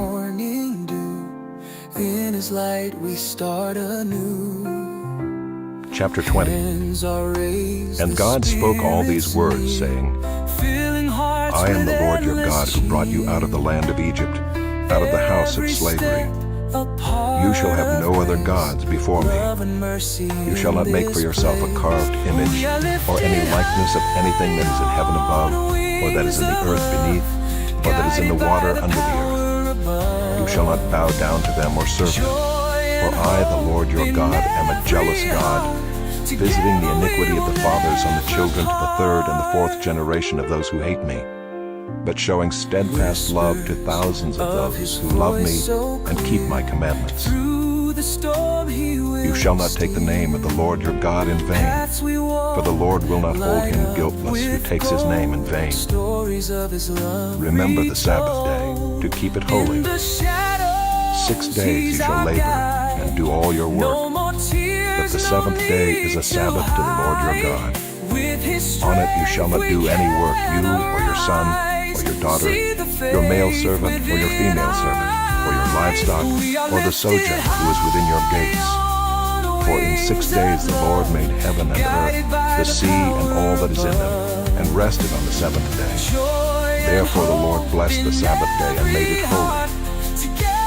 Honor your father and your mother, that your days may be long in the land that the Lord your God is giving you.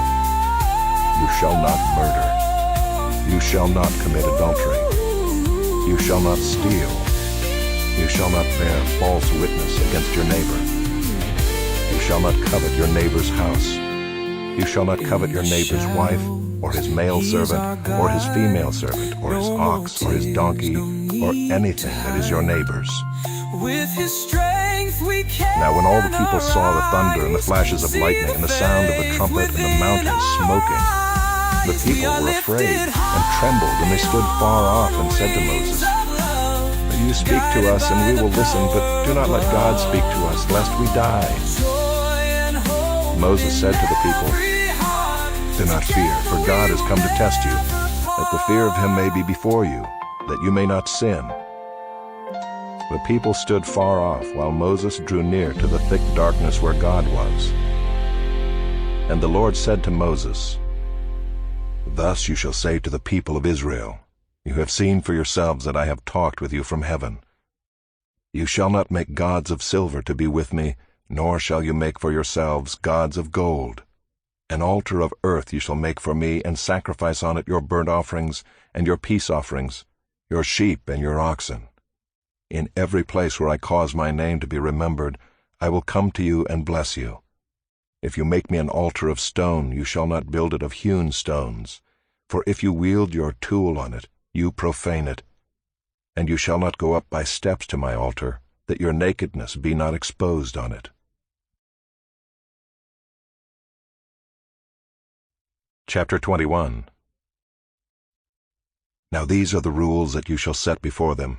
When you buy a Hebrew slave, he shall serve 6 years, and in the 7th he shall go out free for nothing. If he comes in single, he shall go out single.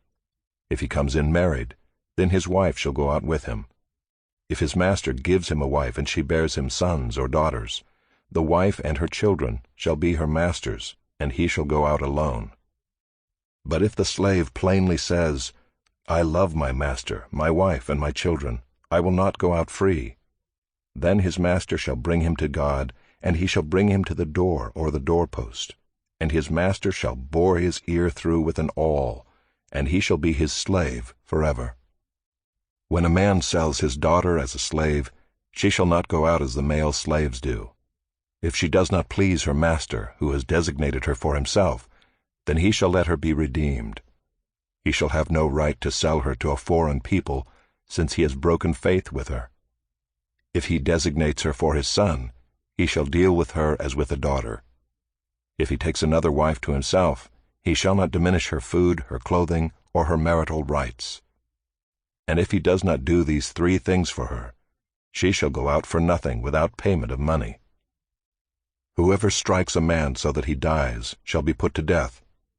But if he did not lie in wait for him, but God let him fall into his hand, then I will appoint for you a place to which he may flee. But if a man willfully attacks another to kill him by cunning, you shall take him from my altar, that he may die. Whoever strikes his father or his mother shall be put to death. Whoever steals a man and sells him, and anyone found in possession of him shall be put to death. Whoever curses his father or his mother shall be put to death. When men quarrel and one strikes the other with a stone or with his fist, and the man does not die but takes to his bed, then if the man rises again and walks outdoors with his staff, he who struck him shall be clear. Only he shall pay for the loss of his time, and shall have him thoroughly healed. When a man strikes his slave, male or female, with a rod, and the slave dies under his hand, he shall be avenged. But if the slave survives a day or two, he is not to be avenged, for the slave is his money. When men strive together and hit a pregnant woman, so that her children come out, but there is no harm, the one who hit her shall surely be fined, as the woman's husband shall impose on him, and he shall pay as the judges determine. But if there is harm, then you shall pay life for life, eye for eye, tooth for tooth, hand for hand, foot for foot, burn for burn, wound for wound, stripe for stripe. When a man strikes the eye of his slave, male or female, and destroys it, he shall let the slave go free because of his eye. If he knocks out the tooth of his slave, male or female, he shall let the slave go free because of his tooth. When an ox gores a man or a woman to death, the ox shall be stoned, and its flesh shall not be eaten, but the owner of the ox shall not be liable. But if the ox has been accustomed to gore in the past, and its owner has been warned but has not kept it in, and it kills a man or a woman, the ox shall be stoned, and its owner also shall be put to death. If a ransom is imposed on him, then he shall give for the redemption of his life whatever is imposed on him. If it gores a man's son or daughter, he shall be dealt with according to the same rule. If the ox gores a slave, male or female, the owner shall give to their master 30 shekels of silver, and the ox shall be stoned. When a man opens a pit, or when a man digs a pit and does not cover it, and an ox or a donkey falls into it, the owner of the pit shall make restoration. He shall give money to its owner, and the dead beast shall be his. When one man's ox butts another so that it dies, then they shall sell the live ox and share its price, and the dead beast also they shall share. Or if it is known that the ox has been accustomed to gore in the past, and its owner has not kept it in, he shall repay ox for ox, and the dead beast shall be his.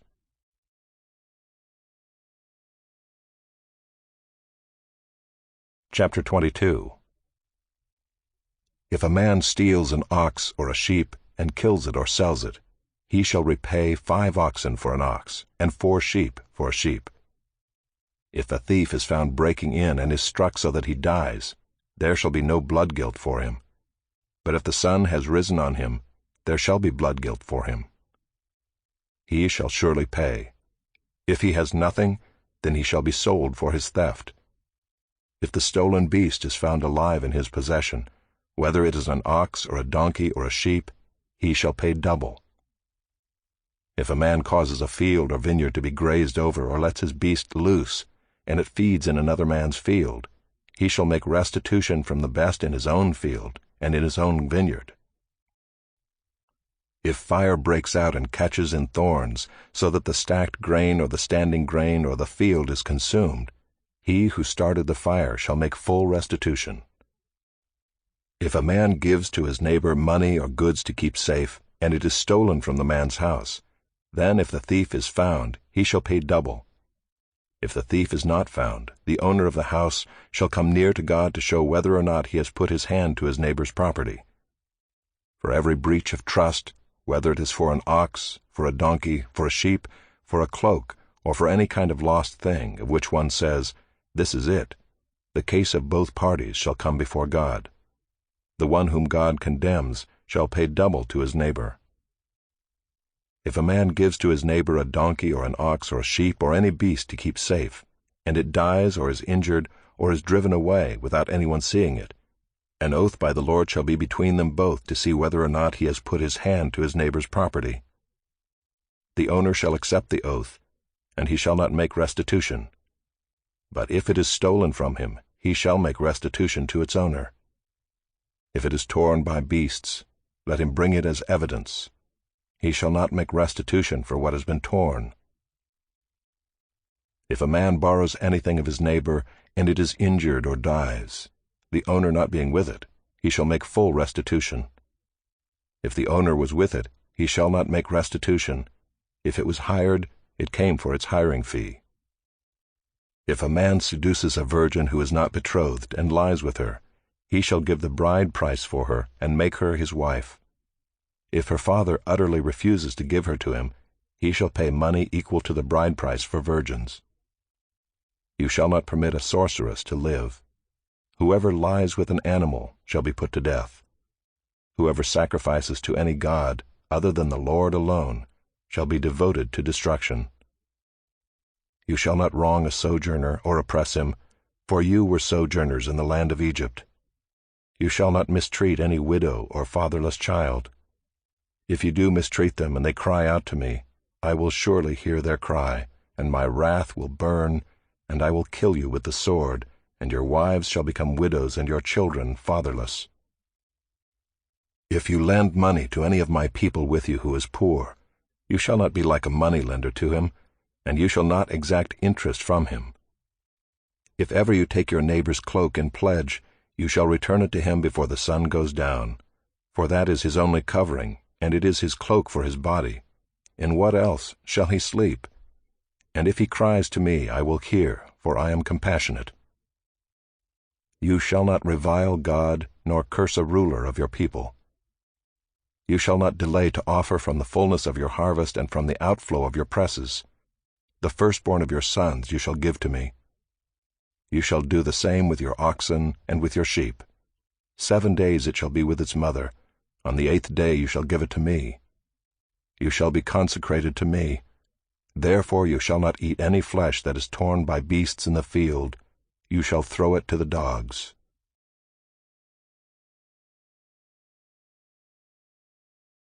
Chapter 23. You shall not spread a false report. You shall not join hands with a wicked man to be a malicious witness. You shall not fall in with the many to do evil, nor shall you bear witness in a lawsuit, siding with the many, so as to pervert justice, nor shall you be partial to a poor man in his lawsuit. If you meet your enemy's ox or his donkey going astray, you shall bring it back to him. If you see the donkey of one who hates you lying down under its burden, you shall refrain from leaving him with it. You shall rescue it with him. You shall not pervert the justice due to your poor in his lawsuit. Keep far from a false charge, and do not kill the innocent and righteous, for I will not acquit the wicked. And you shall take no bribe, for a bribe blinds the clear-sighted and subverts the cause of those who are in the right. You shall not oppress a sojourner. You know the heart of a sojourner, for you were sojourners in the land of Egypt. For 6 years you shall sow your land and gather in its yield, but the 7th year you shall let it rest and lie fallow, that the poor of your people may eat, and what they leave the beasts of the field may eat. You shall do likewise with your vineyard and with your olive orchard. 6 days you shall do your work, but on the 7th day you shall rest, that your ox and your donkey may have rest, and the son of your servant woman and the alien may be refreshed.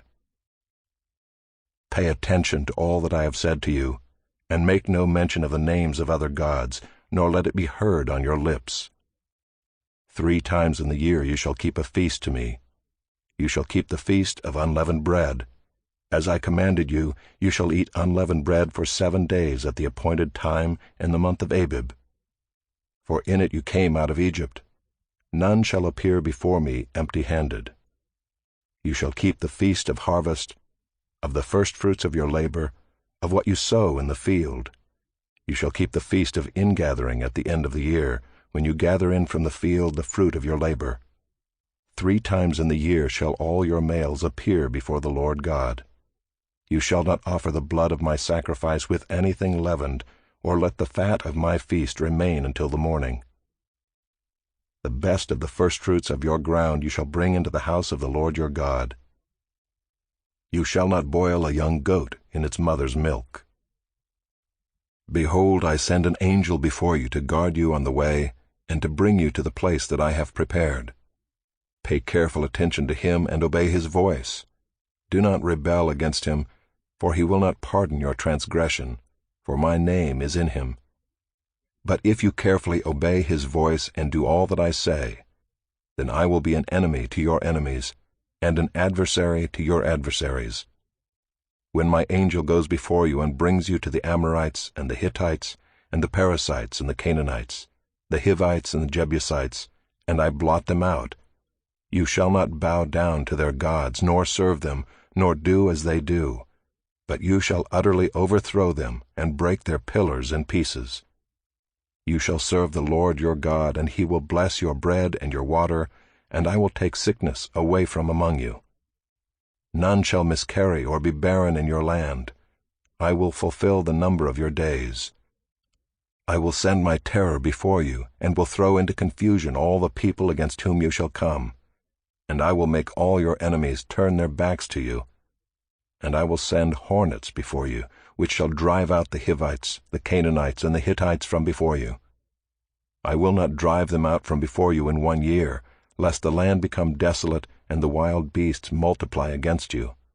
Little by little I will drive them out from before you, until you have increased and possessed the land. And I will set your border from the Red Sea to the Sea of the Philistines, and from the wilderness to the Euphrates. For I will give the inhabitants of the land into your hand, and you shall drive them out before you. You shall make no covenant with them and their gods.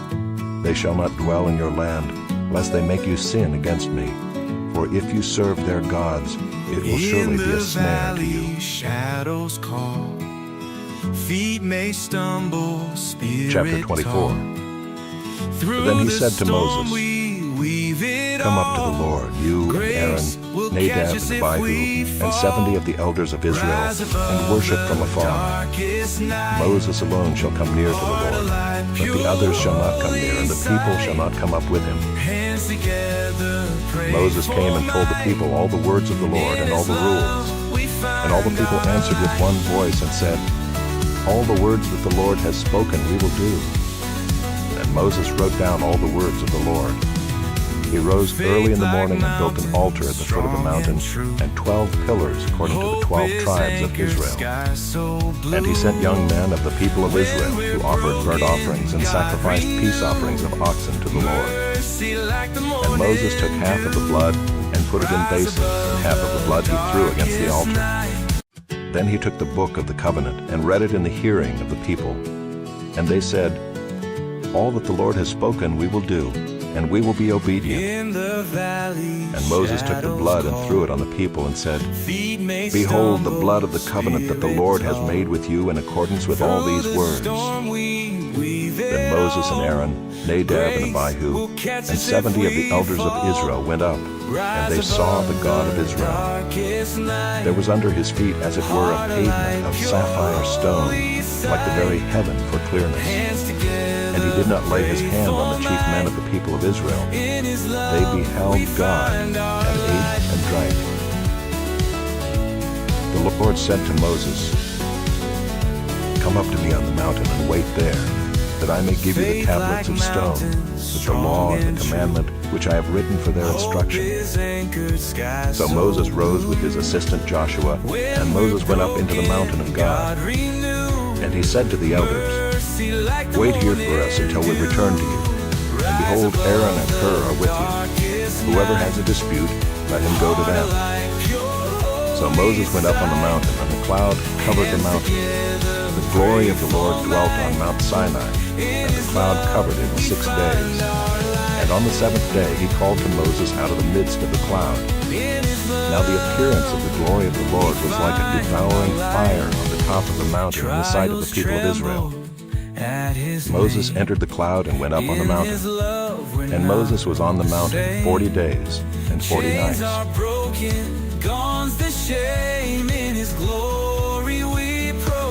Chapter 25. The Lord said to Moses, Speak to the people of Israel, that they take from me a contribution. From every man whose heart moves him, you shall receive the contribution from me. And this is the contribution that you shall receive from them: gold, silver, and bronze, blue and purple and scarlet yarns, and fine twined linen, goat's hair, tanned ram skins, goat skins, acacia wood, oil for the lamps, spices for the anointing oil and for the fragrant incense, onyx stones, and stones for setting, for the ephod and for the breastpiece. And let them make me a sanctuary, that I may dwell in their midst. exactly as I show you concerning the pattern of the tabernacle and of all its furniture, so you shall make it. They shall make an ark of acacia wood. 2 cubits and a half shall be its length, a cubit and a half its breadth, and a cubit and a half its height. You shall overlay it with pure gold.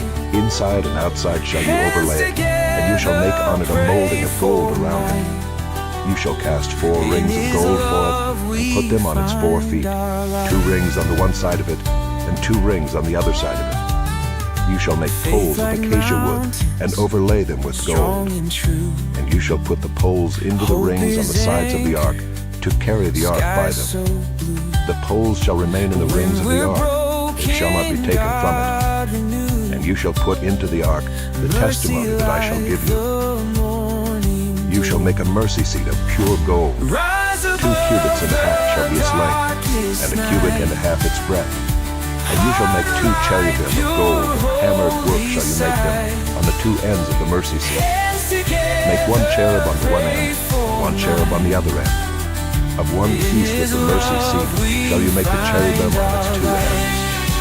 The cherubim shall spread out their wings above, overshadowing the mercy seat with their wings, their faces one to another. Toward the mercy seat shall the faces of the cherubim be. And you shall put the mercy seat on the top of the ark, and in the ark you shall put the testimony that I shall give you. There I will meet with you, and from above the mercy seat, from between the 2 cherubim that are on the ark of the testimony, I will speak with you about all that I will give you in commandment for the people of Israel. You shall make a table of acacia wood. 2 cubits shall be its length, a cubit its breadth, and a cubit and a half its height. You shall overlay it with pure gold, and make a molding of gold around it. And you shall make a rim around it, a handbreadth wide, and a molding of gold around the rim. And you shall make for it 4 rings of gold, and fasten the rings to the 4 corners at its 4 legs. Close to the frame the rings shall lie, as holders for the poles to carry the table. You shall make the poles of acacia wood, and overlay them with gold, and the table shall be carried with these. And you shall make its plates and dishes for incense, and its flagons and bowls with which to pour drink offerings. You shall make them of pure gold. And you shall set the bread of the presence on the table before me regularly. You shall make a lampstand of pure gold. The lampstand shall be made of hammered work. Its base, its stem, its cups, its calices, and its flowers shall be of 1 piece with it. And there shall be 6 branches going out of its sides, 3 branches of the lampstand out of one side of it, and 3 branches of the lampstand out of the other side of it. 3 cups made like almond blossoms, each with calyx and flower, on one branch, and 3 cups made like almond blossoms, each with calyx and flower, on the other branch. So for the 6 branches going out of the lampstand. And on the lampstand itself there shall be 4 cups made like almond blossoms, with their calices and flowers, and a calyx of 1 piece with it under each pair of the 6 branches going out from the lampstand. Their calices and their branches shall be of 1 piece with it, the whole of it a single piece of hammered work of pure gold. You shall make 7 lamps for it, and the lamps shall be set up so as to give light on the space in front of it. Its tongs and their trays shall be of pure gold. It shall be made with all these utensils out of a talent of pure gold. And see that you make them after the pattern for them, which is being shown you on the mountain.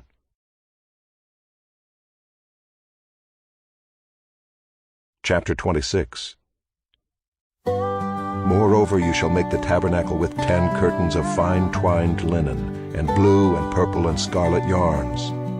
You shall make them with cherubim skillfully worked into them. The length of each curtain shall be 28 cubits, and the breadth of each curtain 4 cubits. All the curtains shall be the same size.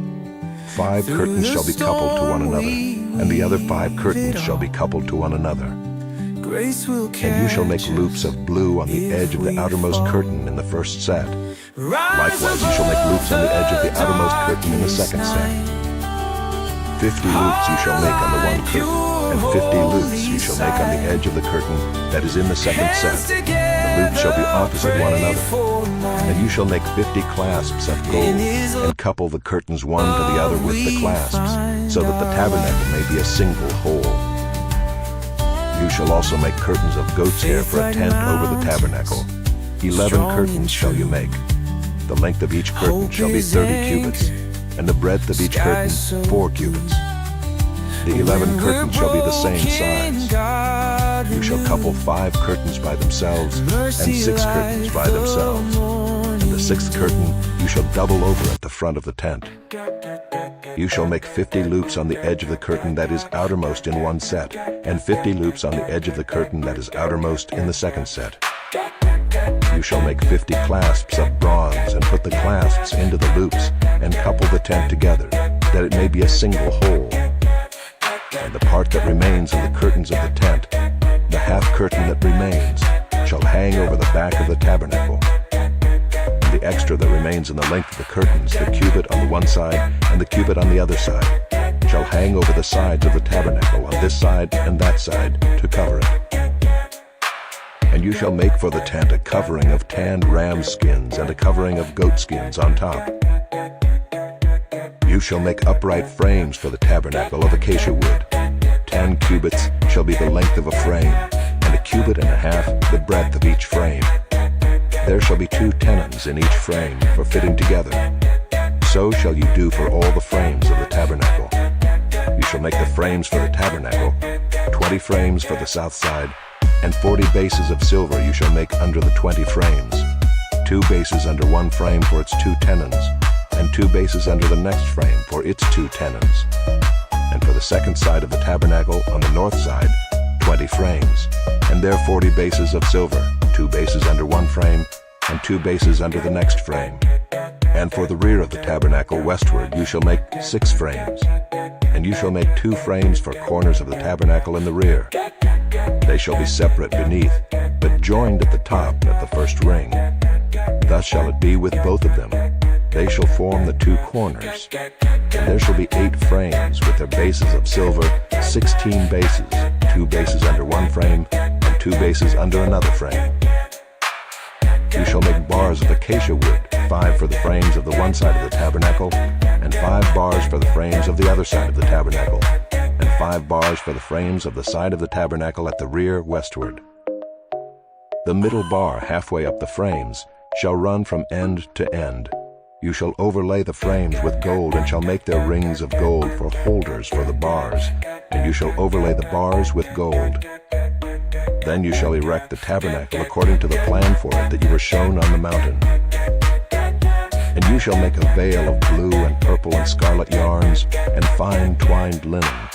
It shall be made with cherubim skillfully worked into it. And you shall hang it on 4 pillars of acacia overlaid with gold, with hooks of gold on 4 bases of silver. And you shall hang the veil from the clasps, and bring the ark of the testimony in there within the veil. And the veil shall separate for you the holy place from the most holy. You shall put the mercy seat on the ark of the testimony in the most holy place. And you shall set the table outside the veil, and the lampstand on the south side of the tabernacle opposite the table, and you shall put the table on the north side. You shall make a screen for the entrance of the tent of blue and purple and scarlet yarns, and fine twined linen, embroidered with needlework. And you shall make for the screen 5 pillars of acacia, and overlay them with gold. Their hooks shall be of gold, and you shall cast 5 bases of bronze for them.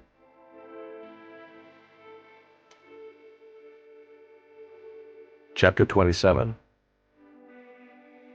You shall make the altar of acacia wood, 5 cubits long, and 5 cubits broad.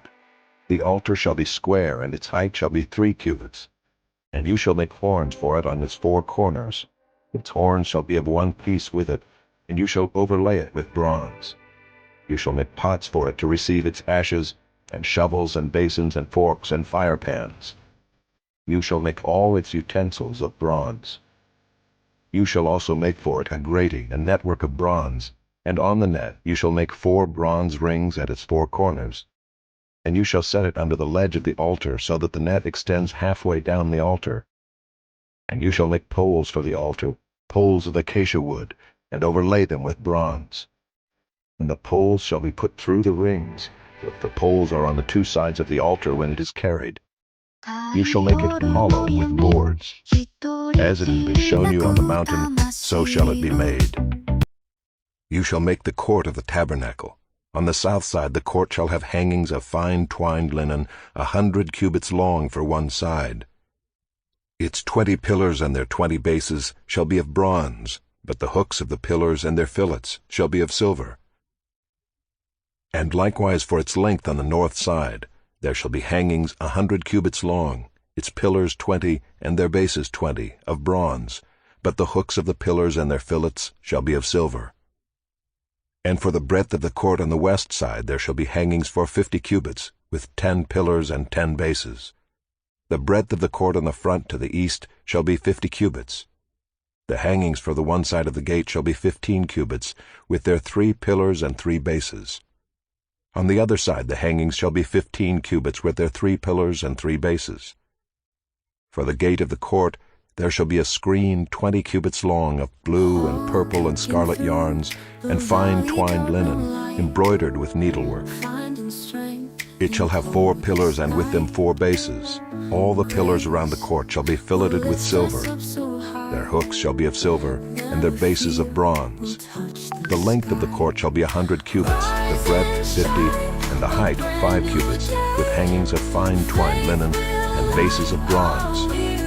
All the utensils of the tabernacle for every use, and all its pegs and all the pegs of the court shall be of bronze. You shall command the people of Israel that they bring to you pure beaten olive oil for the light, that a lamp may regularly be set up to burn. In the tent of meeting outside the veil that is before the testimony, Aaron and his sons shall tend it from evening to morning before the Lord. It shall be a statute forever to be observed throughout their generations by the people of Israel.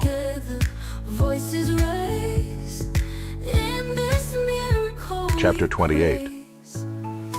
Then bring near to you Aaron your brother and his sons with him from among the people of Israel, to serve me as priests, Aaron and Aaron's sons, Nadab and Abihu, Eleazar and Ithamar. And you shall make holy garments for Aaron your brother, for glory and for beauty. You shall speak to all the skillful, whom I have filled with a spirit of skill, that they make Aaron's garments to consecrate him for my priesthood. These are the garments that they shall make: a breastpiece, an ephod, a robe, a coat of checker work, a turban, and a sash. They shall make holy garments for Aaron your brother and his sons to serve me as priests. They shall receive gold, blue, and purple, and scarlet yarns, and fine twined linen. And they shall make the ephod of gold, blue, purple, and scarlet yarns, and of fine twined linen, skillfully worked. It shall have 2 shoulder pieces attached to its 2 edges, so that it may be joined together. And the skillfully woven band on it shall be made like it, and be of one piece with it, of gold, blue, and purple, and scarlet yarns, and fine twined linen.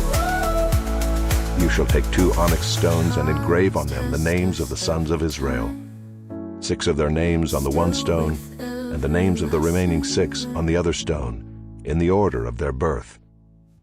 As a jeweler engraves signets, so shall you engrave the 2 stones with the names of the sons of Israel. You shall enclose them in settings of gold filigree. And you shall set the 2 stones on the shoulder pieces of the ephod as stones of remembrance for the sons of Israel. And Aaron shall bear their names before the Lord on his 2 shoulders for remembrance. You shall make settings of gold filigree and 2 chains of pure gold, twisted like cords, and you shall attach the corded chains to the settings. You shall make a breastpiece of judgment in skilled work. In the style of the ephod you shall make it, of gold, blue, and purple, and scarlet yarns, and fine twined linen shall you make it.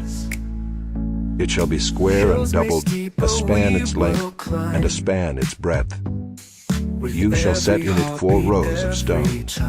A row of sardius, topaz, and carbuncle shall be the first row. The second row, an emerald, a sapphire, and a diamond.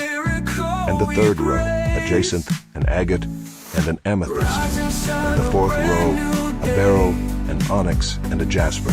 They shall be set in gold filigree. There shall be 12 stones with their names according to the names of the sons of Israel. They shall be like signets, each engraved with its name for the 12 tribes. You shall make for the breastpiece twisted chains like cords of pure gold. And you shall make for the breastpiece 2 rings of gold, and put the 2 rings on the 2 edges of the breastpiece. And you shall put the 2 cords of gold in the 2 rings at the edges of the breastpiece. The 2 ends of the 2 cords you shall attach to the 2 settings of filigree, and so attach it in front to the shoulder pieces of the ephod. You shall make 2 rings of gold, and put them at the 2 ends of the breastpiece, on its inside edge next to the ephod. And you shall make 2 rings of gold, and attach them in front to the lower part of the 2 shoulder pieces of the ephod, at its seam above the skillfully woven band of the ephod. And they shall bind the breastpiece by its rings to the rings of the ephod with a lace of blue, so that it may lie on the skillfully woven band of the ephod, so that the breastpiece shall not come loose from the ephod.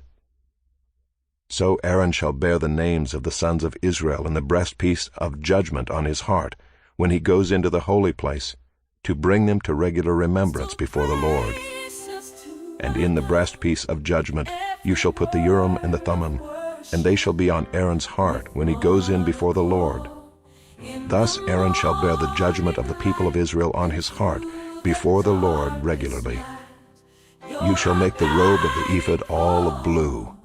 It shall have an opening for the head in the middle of it, with a woven binding around the opening, like the opening in a garment, so that it may not tear.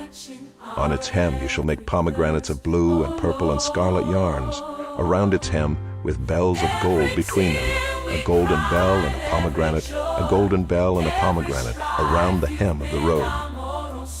And it shall be on Aaron when he ministers, and its sound shall be heard when he goes into the holy place before the Lord, and when he comes out, so that he does not die. You shall make a plate of pure gold, and engrave on it, like the engraving of a signet, holy to the Lord. And you shall fasten it on the turban by a cord of blue. It shall be on the front of the turban. It shall be on Aaron's forehead, and Aaron shall bear any guilt from the holy things that the people of Israel consecrate as their holy gifts. It shall regularly be on his forehead, that they may be accepted before the Lord. You shall weave the coat in checker work of fine linen, and you shall make a turban of fine linen, and you shall make a sash embroidered with needlework. For Aaron's sons you shall make coats and sashes and caps. You shall make them for glory and beauty. And you shall put them on Aaron your brother and on his sons with him, and shall anoint them and ordain them and consecrate them, that they may serve me as priests. You shall make for them linen undergarments to cover their naked flesh. They shall reach from the hips to the thighs, and they shall be on Aaron and on his sons when they go into the tent of meeting, or when they come near the altar to minister in the holy place, lest they bear guilt and die. This shall be a statute forever for him and for his offspring after him.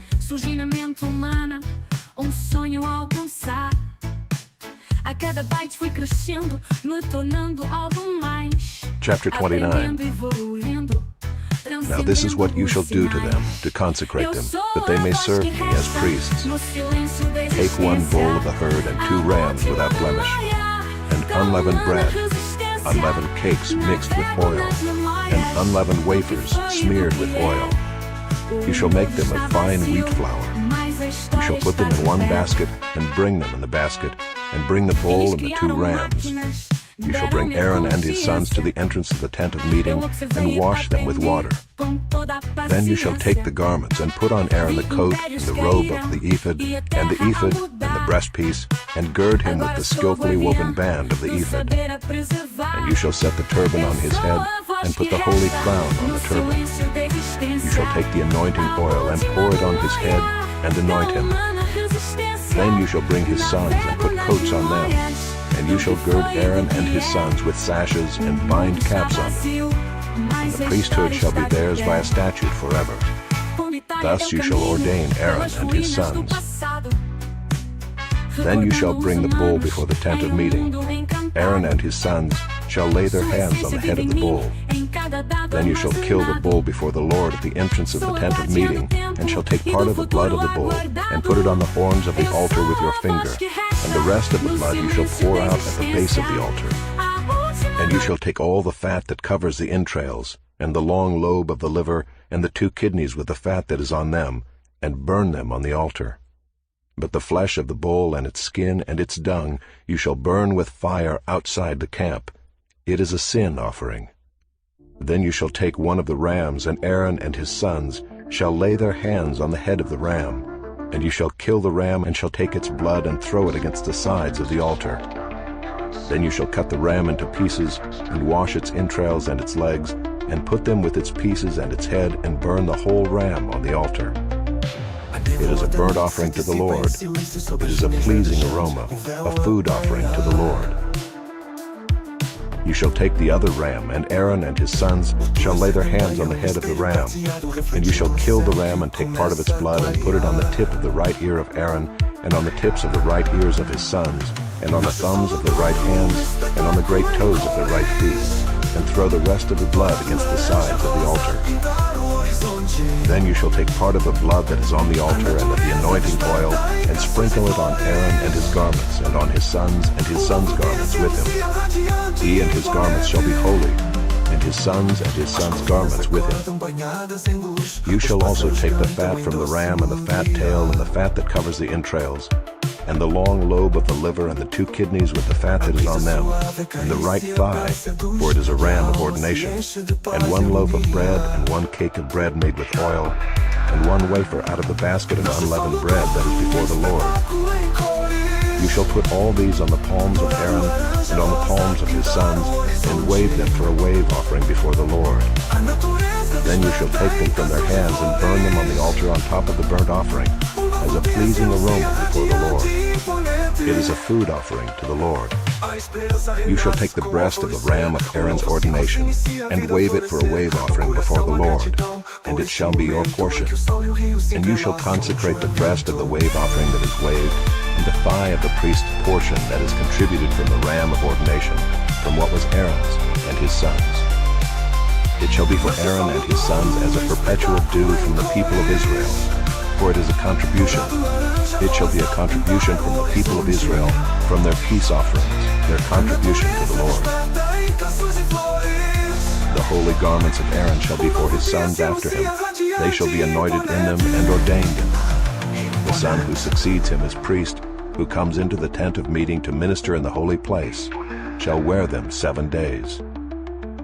You shall take the ram of ordination, and boil its flesh in a holy place. And Aaron and his sons shall eat the flesh of the ram and the bread that is in the basket in the entrance of the tent of meeting. They shall eat those things with which atonement was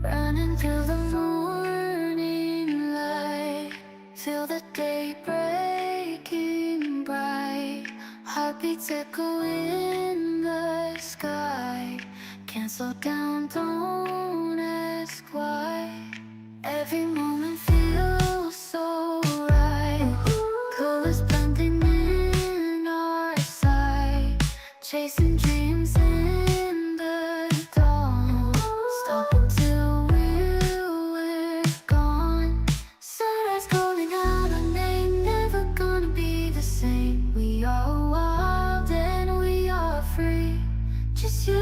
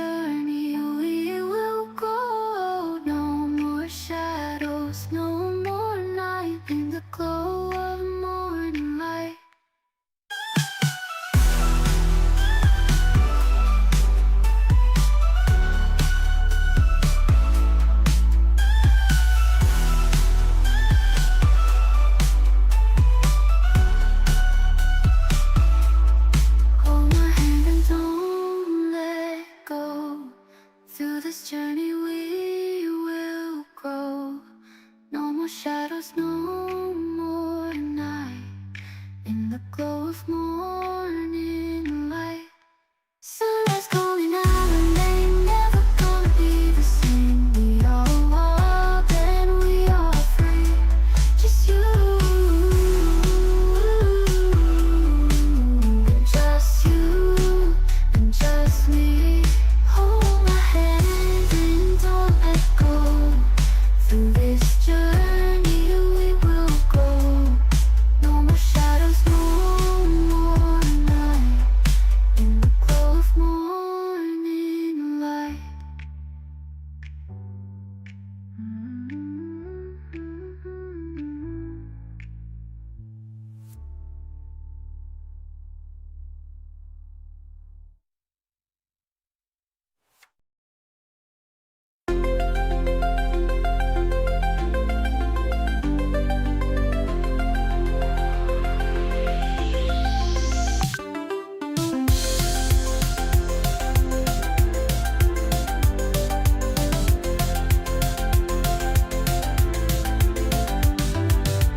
すれ違う人の皆が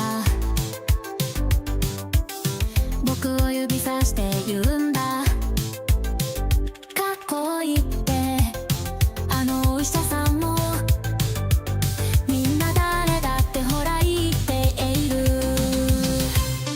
かっけかっけかっけ、彼はひどいってかっけかっけかっけ、任していろって今朝にすかっけだってさ。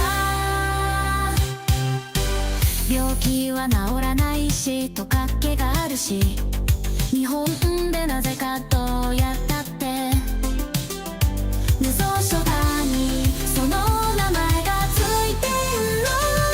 かっけかっけかっけ、ビタミン B 飲めってかっけかっけかっけ、現場行こうベロってイサムにすかっけだってさ。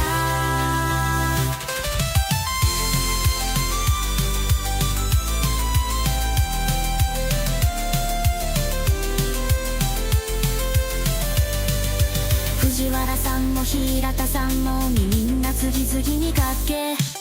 バブルルルルルルルル、大体なんでその読むかっけっていう何を与えられるのかと聞くと、天子一がそれ知らずにみんな私にかっけって言うわけ。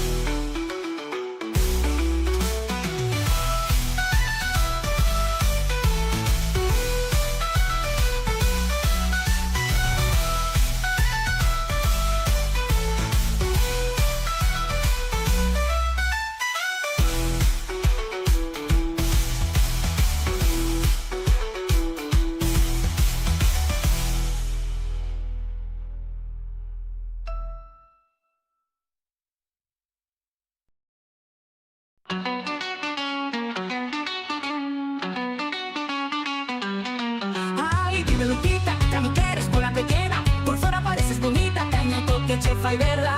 Y de esos pantalones puestos, las tuas bragas se irán pronto.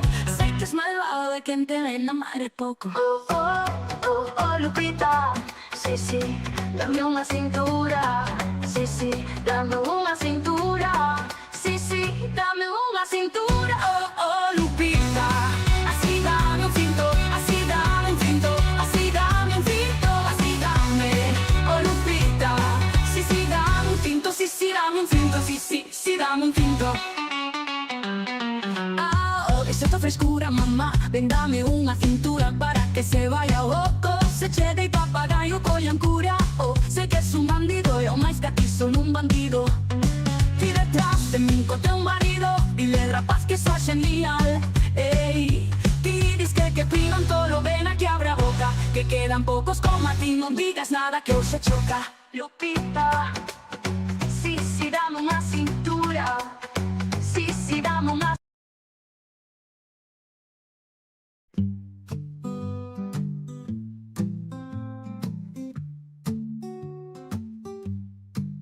V krajích divokých, kde se země klaní, krev a pírko, všechno je na hranici. V srdci Montany, kde se odvaha rodí, ve Far Cry, kde se svoboda rodí. Bright lights dancing in the snow, jingling bells, they steal the show. Shouts of joy and mistletoe, warmth in hearts with a cheerful glow. Snowflakes twirling high above, silent night whispers love. Warm cocoa in a cozy glove, magic moments fit like a glove. Catch the cheer, it's all around, Christmas spirits in the sound. Laughter echoing is found, joy and peace so profound. Candy canes, they paint a smile, holiday dreams go the extra mile. Every laugh's like a new style, stay and linger for a while. Catch the cheer, it's all around, Christmas sleigh, a marvelous sight. Wishes whispered soft and light, good vibes reach every height. Catch the cheer, it's all around, Christmas spirits in the sound. Laughter echoing is found, joy and peace so profound. Reindeer prancing through the night, Santa sleigh, a marvelous sight. Wishes bird soft and light, good vibes reach every height.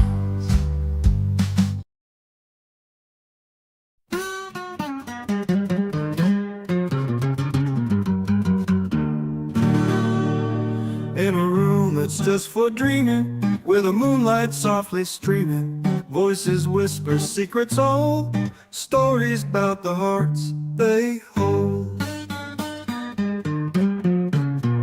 Shadows dance on quiet walls, midnight's hush as darkness calls, lonely sighs and tangled sheets, memory of past heartbeats.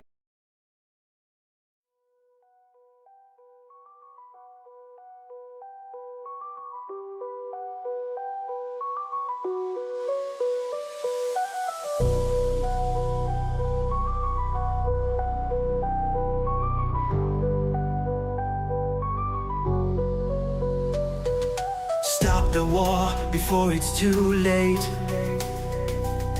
We're tearing on the edge, can't tempt fate. Nuclear shadows a world in fear. We need peace, let's make it clear. Krieg ist sinnlos, Frieden zwecklos, Zeit ist hilflos, Sieh, was hier geschieht. Bombentrümmer, wieder schlimmer. Zerstörung, Wut und Kummer. Wasser senseless, peace defenseless. Time is helpless. See what's happening here. Bombs and rubble. Once more trouble. Destruction, anger, grief and fear. Hoffnung auf Frieden, Gedanken hieran siegen mit dir. Wir wissen, wir werden es schaffen gemeinsam. Montags morgens, Eltern sorgend, Kinder fordernd, nach Leben geborgen. Ein ruhiger Moment, in dem Vergessenes erwacht. Erinnerungen an zuvor, wo alles noch in Ordnung war. Kraft, die schwindet, Sieger gibt es nicht. Wünschen, wir werden es schaffen, zeitnah zusammenfindet, Friede finden als unsere Pflicht. Wir wissen, wir werden es schaffen gemeinsam. Strength is fading, no victor to see. We hope we'll make it soon to be. Together we'll find peace is our duty soon aligned. We know we'll make it, you and me. Sieger gibt es nicht, wünschen, wir werden es schaffen, zeitnah.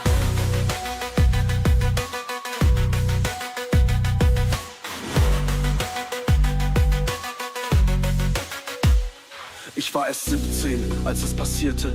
Über Nacht kamen sie in die Stadt einmarschiert. Wir rannten in den Keller, blieben tagelang versteckt. Wir weinten, hilflos wurden irgendwann entdeckt. Die Waffen auf unsere Körper gerichtet. Unser Daheim von ihnen vernichtet. Das Haus brannte, wir konnten es verlassen. Nur gemeinsam konnten wir es schaffen. There is no victor in sight. We hope we'll make it soon and right. Wo alles noch in Ordnung war. Panzer rollen, Freunde verschollen. Das, was wir wollen, finden wir gemeinsam zeitnah. Tanks are rolling, friends lost, not knowing what we are hoping. Together we'll find it soon and fast. Ich habe meine Schwester verloren, dabei war sie noch klein, gerade erst geboren. Auf der Flucht ginge, Aufbruch über Nacht, kein Abschied hab und gut gepackt. Wochenlang nichts zu essen, Angst im Gepäck, Albträume, wachen, schlafen ohne Bett. Weiter Richtung Westen, die Heimat verlassen. Wir wissen, nur gemeinsam können wir es schaffen. Stopp den Krieg, bevor es zu spät. Wir balancieren am Rand, wo niemand steht. Atomare schatten die Welt in Angst. Wir brauchen Frieden, wenn du danach verlangst. Stop the war before it's too late. We're teetering on the edge, can't tempt fate. Nuclear shadows a world in fear. We need peace, let's make it clear. There is no victor in sight. We hope we'll make it soon and right. Hoffnung auf Frieden, Gedanken hieran siegen mit dir. Wir wissen, wir werden es schaffen gemeinsam. Wasser senseless, peace defenseless. Time is helpless, see what's happening here. What's up, victor in sight. We hope we'll make it soon and right. Hoffnung auf Frieden, Gedanken hier an Siegen mit dir. Wir wissen, wir werden es schaffen gemeinsam. Wars are senseless, peace defenseless. Time is helpless, see what's happening here. Wars are senseless, peace defenseless. Time is helpless, see what's happening here. Soon and fast. Zeitnah.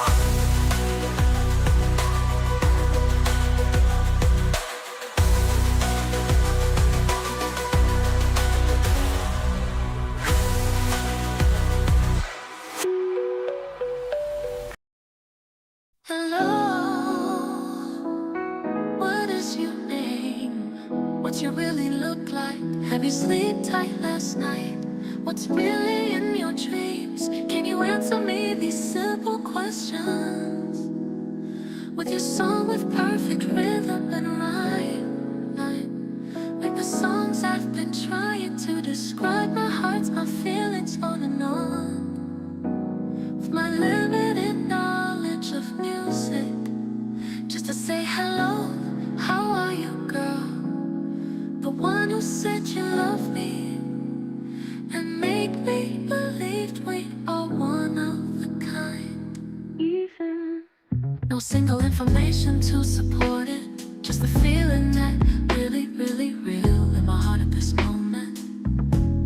That it faded away many times and always came back the next days. I am so tired of the situations that the whole world know what is my decision, and let them decide it, me and my music.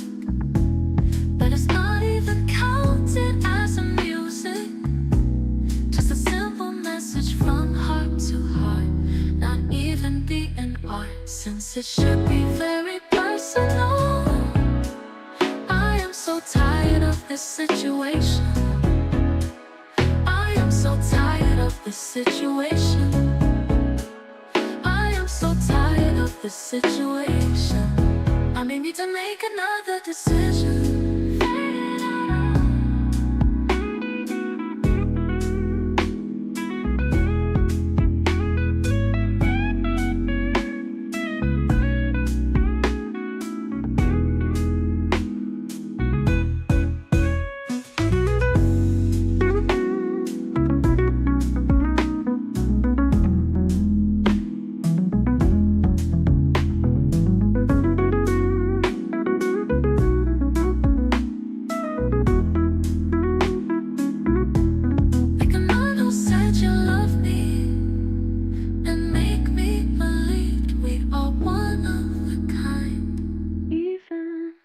No single information to support it, just the feeling that really, really real in my heart at this moment.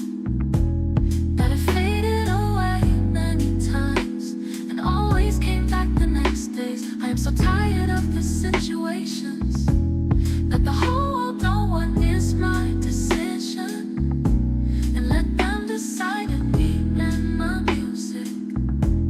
That it's not even counted as a music, just a simple message from heart to heart, not even being art, since it should be very personal.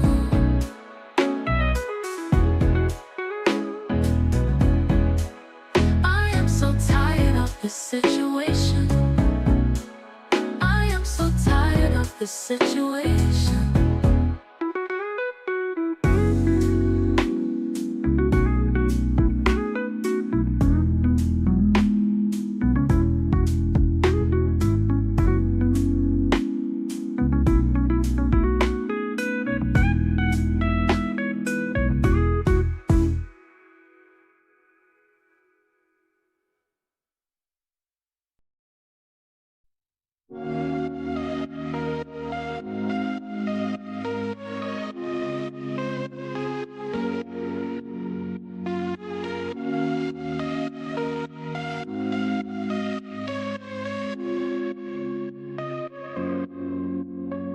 Воспоют мене стріли свою неземную любовь. Целый мир одарив сонмом песен и нежных стихов. И Ромео с Джульеттой объятия друг друга падут вновь и вновь. Неизменно восстанет из пепла только любовь.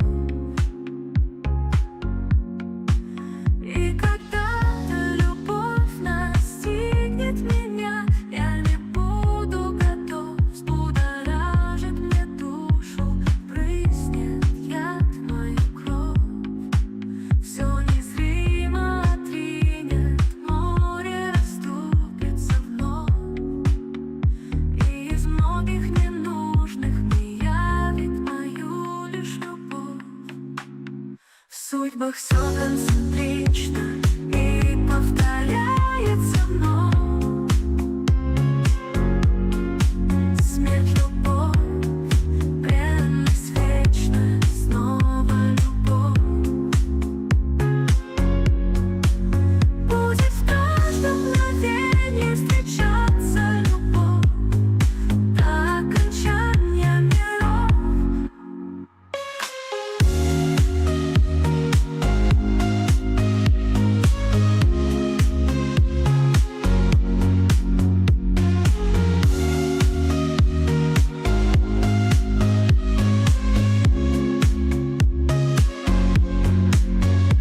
Будет в каждом мгновении встречаться любовь до окончания миров.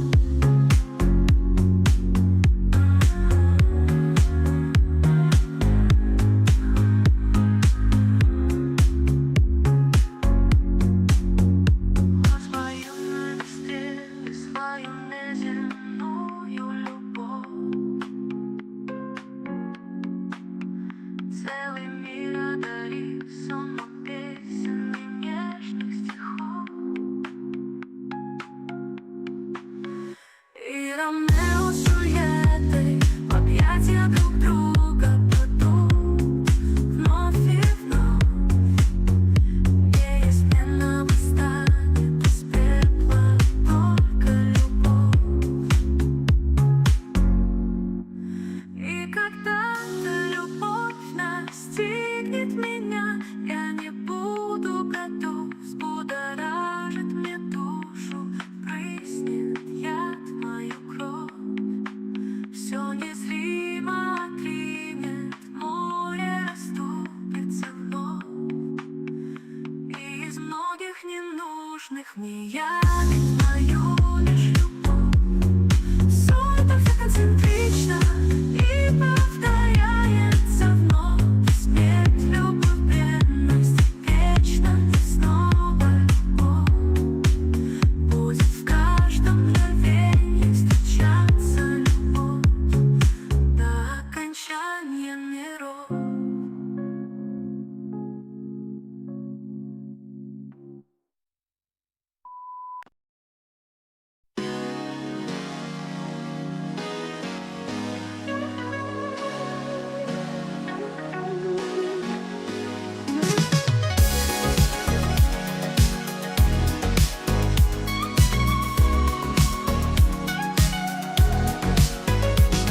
In the city streets, as the sun is setting low, the rhythm starts to flow, moving nice and slow. People walking by with a swag in their stride, feeling the vibe as the day begins to slide. Strutting down the avenues, catching that glow. City lights blinking, the day's gotta go.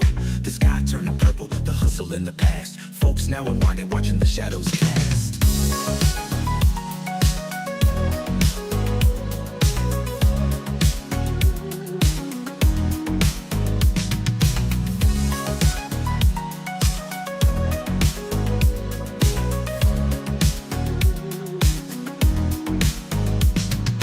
Neon lights flickering, painting colors in the air. The sound of cars passing with a smooth, steady glare. Lamps flicker gently as the soft rhythms rise.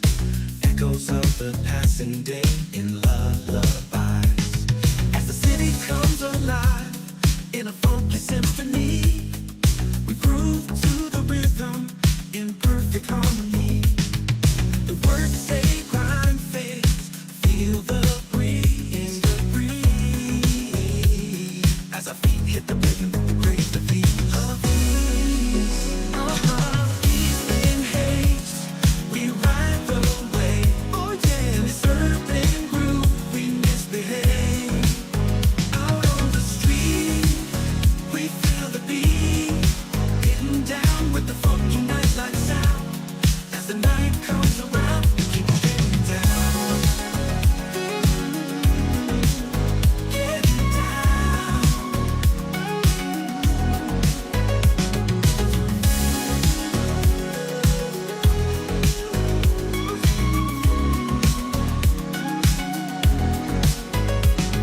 In the city where the lights glow bright, as the sun sets, it's a magical sight. The sidewalks humming with that evening beat as nightfall starts creeping under neon heat. The day's winding down, but the night's just begun. Let's groove to the rhythm and have some fun. It's just another night in this funky town. As the sun sinks low, we let the groove go round.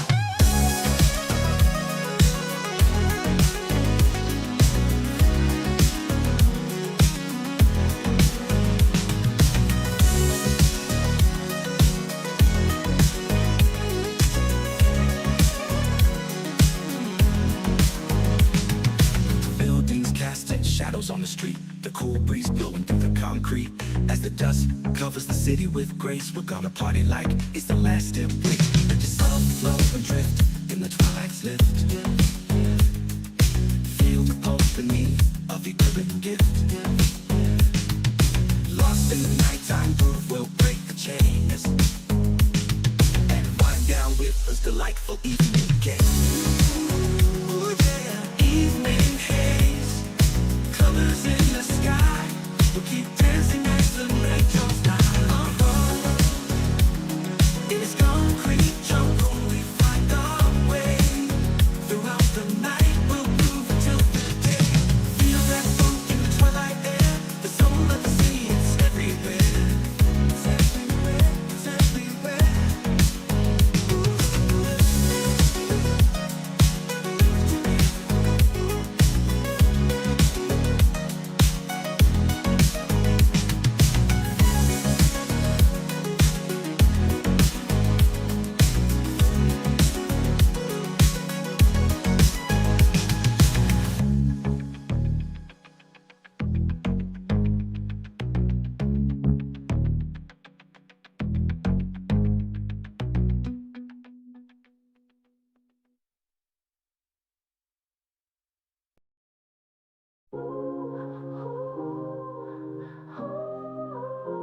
I woke up feeling kinda messed up. Jumped up and dressed up. Head out to the mall with my friends. We walked downtown, jumped all around. Faced the junkies and the teasers, blowing through the breezes. Across the town square, protesters up to no good, swinging sticks and long wood, breaking what they could. I don't care, I need a beer. Gotta get to Chili's restaurant. I don't care if it's fair. Gotta get to Chili's restaurant.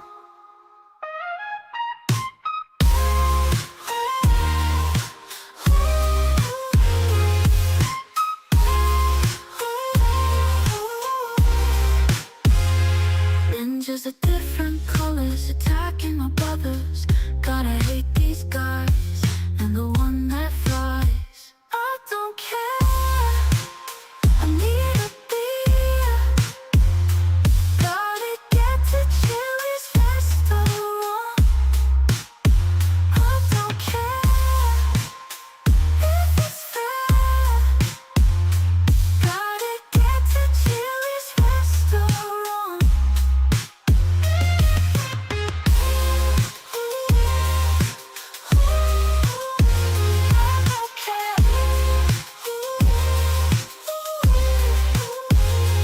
Ninjas of different colors attacking my brothers. Gotta hate these guys and the one that flies. I don't care, I need a beer. Gotta get to Chili's restaurant. I don't care if it's fair. Gotta get to Chili's restaurant.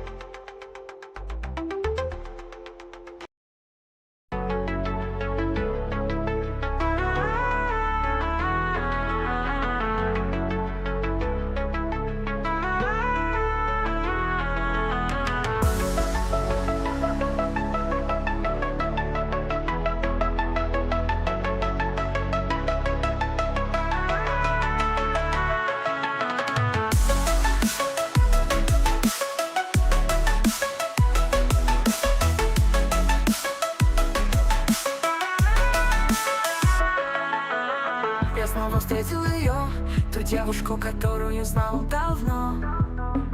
Судьба столкнула меня с ней, в телеграм общаюсь о ней. Магия чисела нам хорошо, чувствую притяжение еще и еще. Это мистика и волшебство, скоро увидеться нам суждено.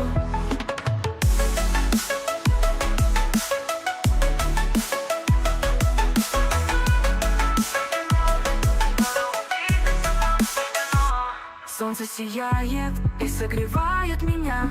Хочется жить и любить тебя. Вот оно счастье настоящего дня. Ведь ты понимаешь ментально меня.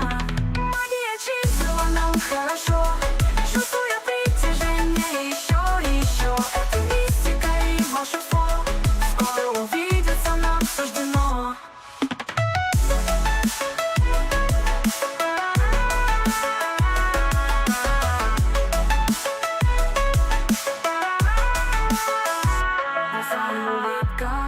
Манят меня, мы не в состоянии держать в руках себя. Как же я хочу увидеть тебя.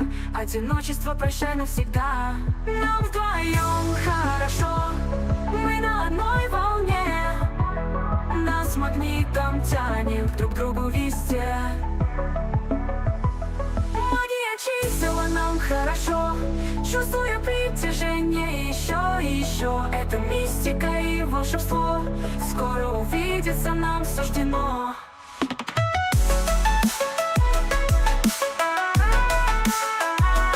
Магия чисела нам хорошо, это мистика и волшебство.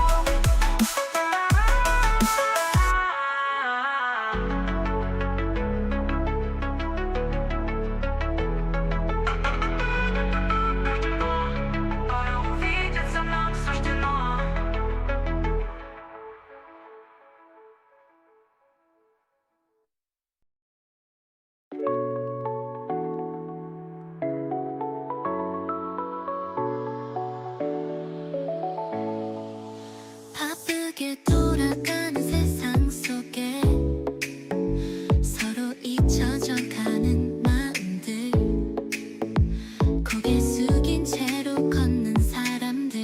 하지만 난 믿어 우리 안에 따뜻함을. 손을 내밀어 우리 함께해. 작은 미소 하나가 큰 힘이 돼. 이젠 감추지 말고 마음을 열어. 우리 모두 서로에게 빛이 될 수 있어. 각박한 세상 속에서 따뜻한 정을 나누자. 네가 느끼는 외로움도 우리가 함께하면 사라져. 손을 잡아 마음을 나눠. 이 순간이 우리를 바꿀 거야. 작은 사랑도 큰 기적을 만들어. 이제 시작이야 너와 나 함께.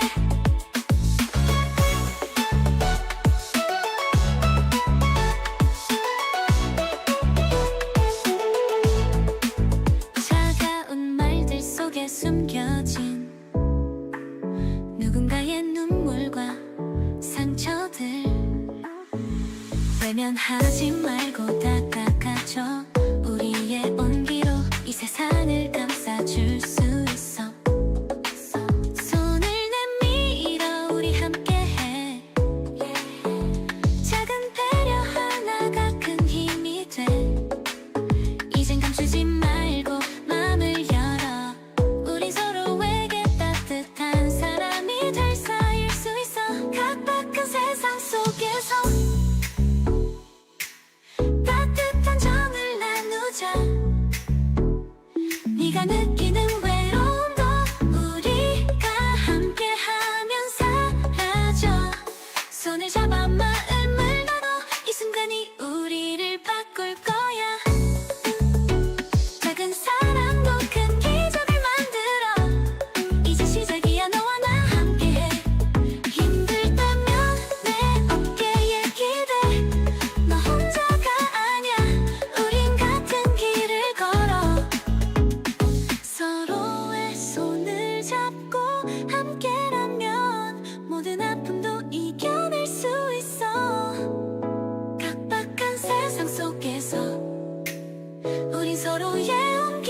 펼 수 있어 따뜻한 마음을 잊지 말고 함께 나누자 이 길을 걸으며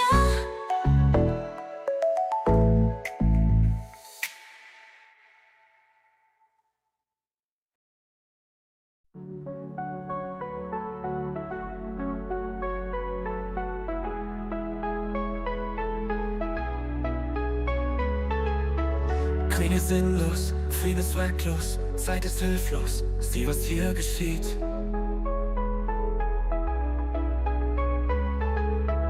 Bomben, Trümmer, wieder schlimmer, Zerstörung, Wut und Kummer.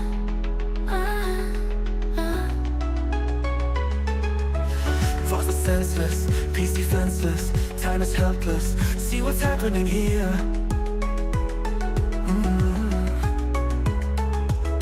Bombs and rubble, once more trouble, destruction, anger, grief and fear. Hoffnung auf Frieden, Gedanken hier an Siegen mit dir. Wir wissen, wir werden es schaffen, gemeinsam. Montags morgens, Eltern sorgend, Kinder fordernd, nach Leben geborgen. Ein ruhiger Moment, in dem Vergessen ist erwacht. Erinnerungen an zuvor, wo alles noch in Ordnung war. Kraft sich wendet wieder, gibt es nicht. Wünschen, wir werden es schaffen, zeitnah.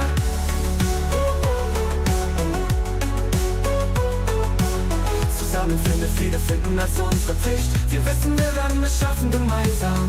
Strength is fading, no victor to see. We hope we'll make it soon to be. Together we'll find Peace is our duty, soon aligned. We know we'll make it, you and me. Sieger gibt es nicht. Wünschen, wir werden es schaffen, zeitnah. Ich war 17, als es passierte. Über Nacht kam sie in die Stadt einmarschiert. Wir rannten in den Keller, blieben tagelang versteckt. Wir weinten, hilflos wurden irgendwann entdeckt. Die Waffen auf unsere Körper gerichtet, unser Daheim von ihnen vernichtet. Das Haus brannte, wir konnten es verlassen. Nur gemeinsam konnten wir es schaffen. there is no victor in sight. We hope we'll make it soon and right. Wo alles noch in Ordnung war, zeitnah, soon and right. Panzer rollen, Freunde verschollen, das was wir wollen, finden wir gemeinsam zeitnah. Tanks are rolling, friends us not knowing what we are hoping. Together we'll find it soon and fast. Ich habe meine Schwester verloren, dabei war sie noch klein, gerade erst geboren. Auf der Flucht ging es so schnell, Aufbruch über Nacht, kein Abschied, hab und gut gepackt. Wochenlang nichts zu essen, Angst im Gepäck, Albträume, erwachen, schlafen, ohne Bett, weiter Richtung Westen, die Heimat verlassen. Wir wissen, nur gemeinsam können wir es schaffen. There is no victor in sight. We hope we'll make it soon and right. Hoffnung auf Frieden, Gedanken hier an Siegen mit dir. Wir wissen, wir werden es schaffen, gemeinsam. Resistance is peaceless, peace defenseless, time is helpless, see what's happening here. Resistance is peaceless, peace defenseless, time is helpless, see what's happening here. Soon and fast. Tight now.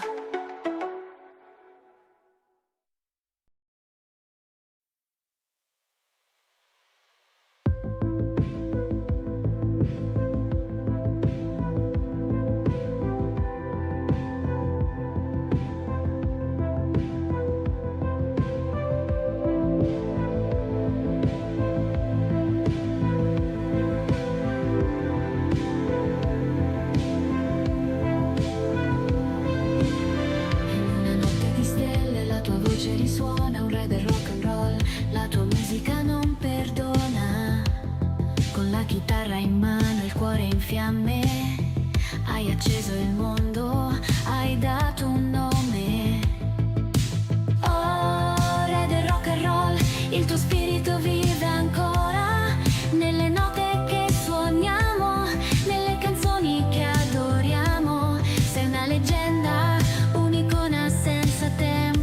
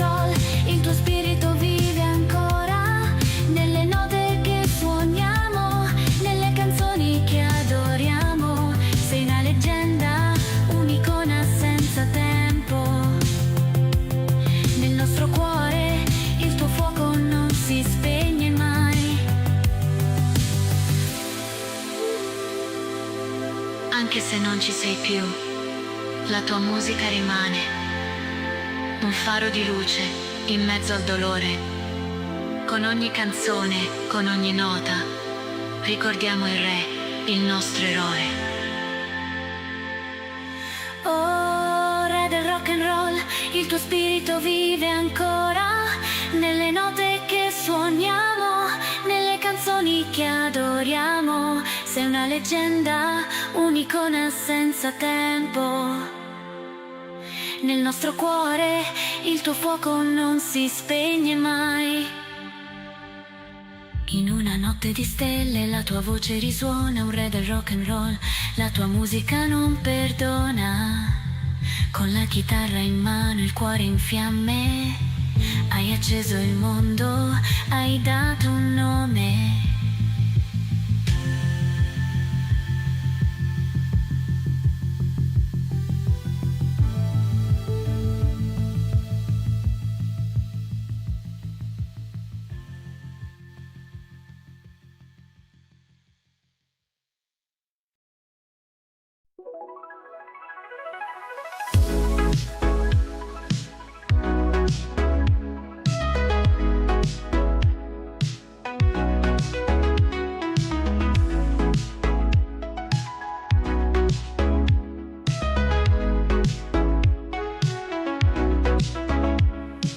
Walking down this lonely street, feels like no one's here with me. Searching for a hidden beat, found in love's sweet mystery. Stars above, they shine so bright, guiding us through darkest night. In your eyes, I see the light. Everything will be alright. I'll find you, love, just wait and see. In your heart, I'll set you free. Together we will always be. I'll find you, love, for you and me.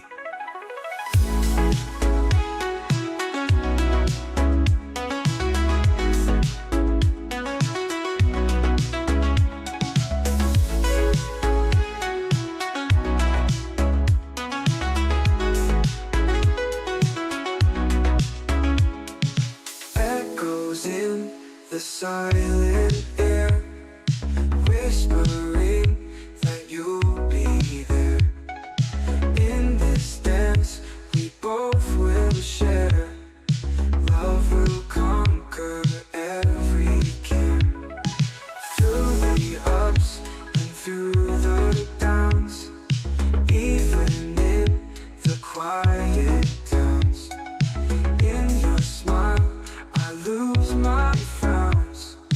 Love is where our hearts do drown. I'll find you, love, just wait and see.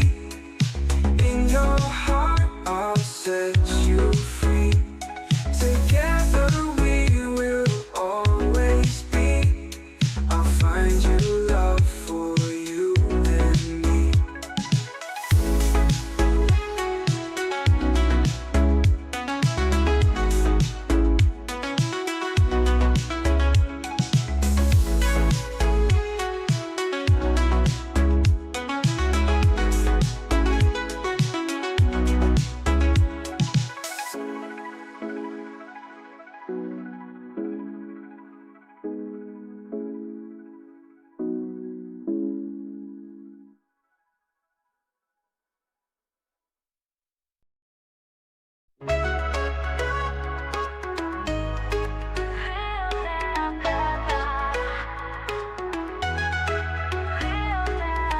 Lágrimas en los ojos me fui alejando. Viví lo duro que fue dejar todo atrás. Mi gente, mi barrio, tener que marcharme sola de mi tierra un día cuando era una niña, dejándolo todo por mis fantasías. Soy del Río de la Plata, corazón latino. Soy pintando en velas, llevo siempre una sonrisa con mi sueño a cuestas. No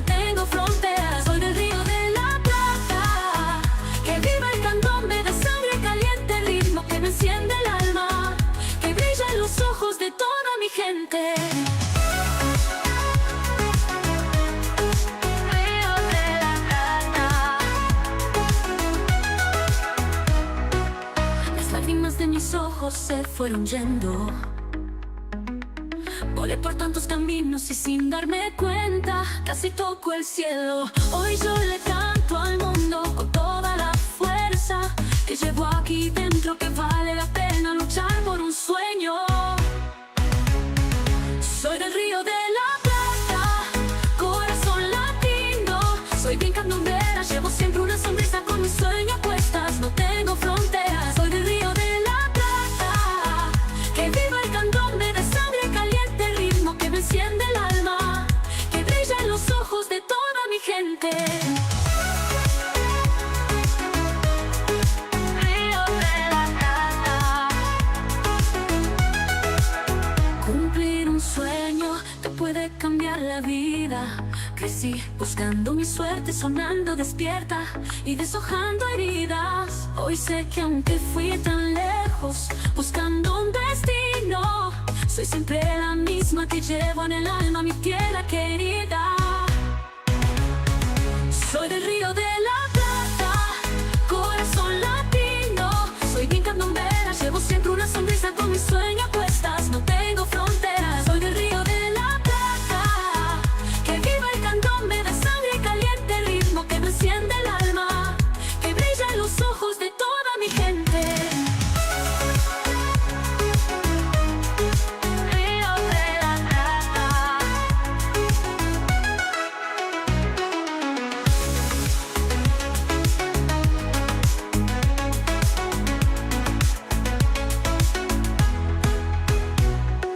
Soy del Río de la Plata, corazón latino. Soy bien candombera, llevo siempre una sonrisa con mis sueños a cuestas. No tengo fronteras, soy del Río de la Plata.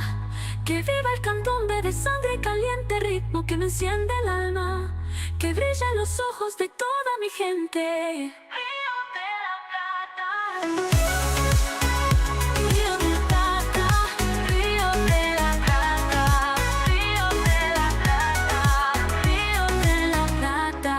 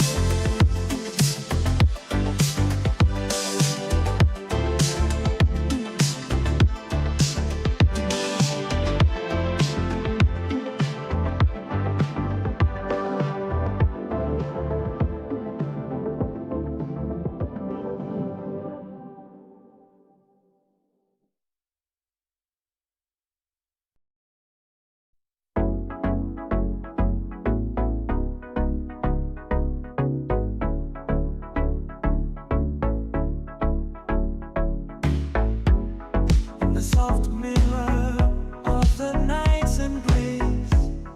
Who am I? Whispering stardust trace, gentle ripples on the canvas of time, shadow and laughter you into mine. Through the web of galaxies, where do I stand? Transient echo, grain of sand. In the cosmic ballet, fleeting spark, silent testimony, the boundless star. What essence am I in eternity's quiet? What a fleeting dream in the cosmic quiet. I am but a reflection, yet I am the land of light. A star in the darkness, burning bright.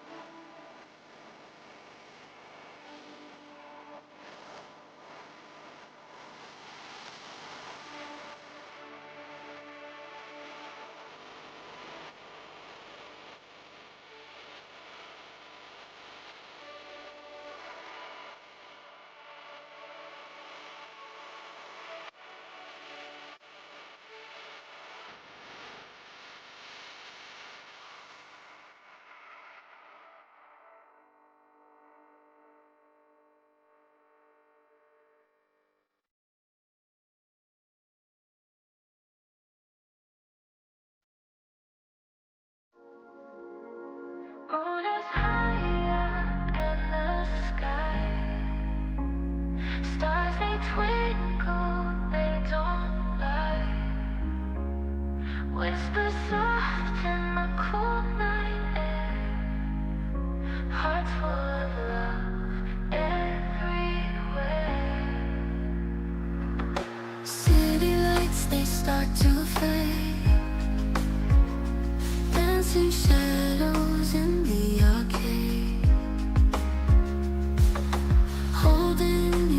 was feeling right. What a good night. What a good night. Oh, this feeling deep inside, can't escape, got no place to hide. Every moment feels so right. What a good night. What a good night.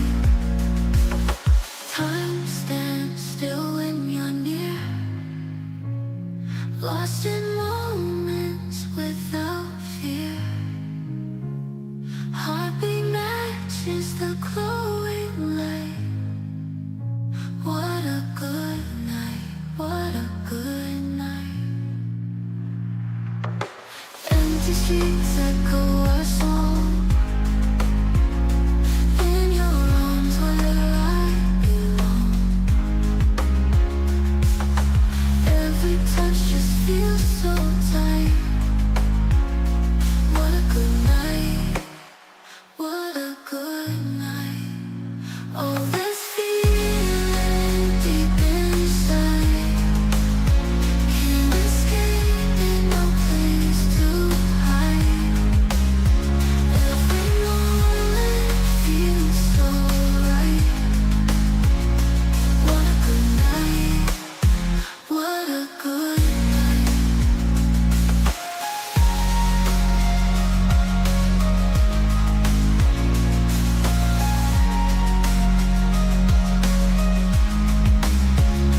What a good night. What a good night.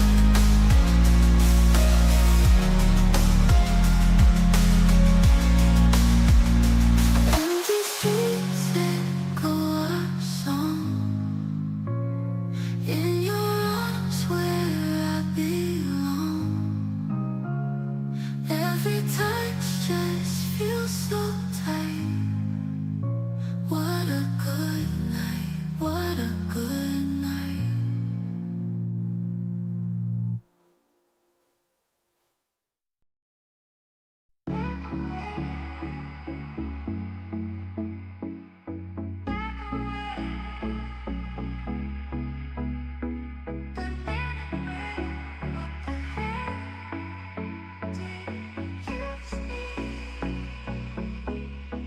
Back away, banana bread. What the hell did you just eat? A banana. Back away, banana bread. What the hell did you just eat? A banana. Back away, banana bread.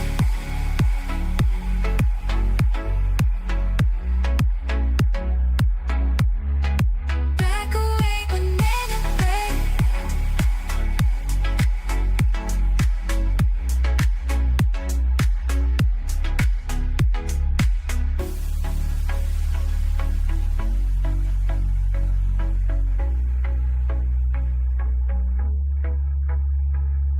Back away, banana bread. What the hell did you just eat? Back away, banana bread. What the hell did you just eat? A banana. Back away, banana bread.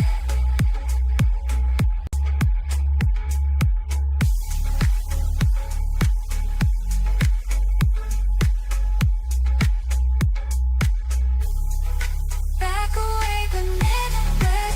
What the hell did you just eat? A banana. Back away, banana bread. What the hell did you just eat? A banana.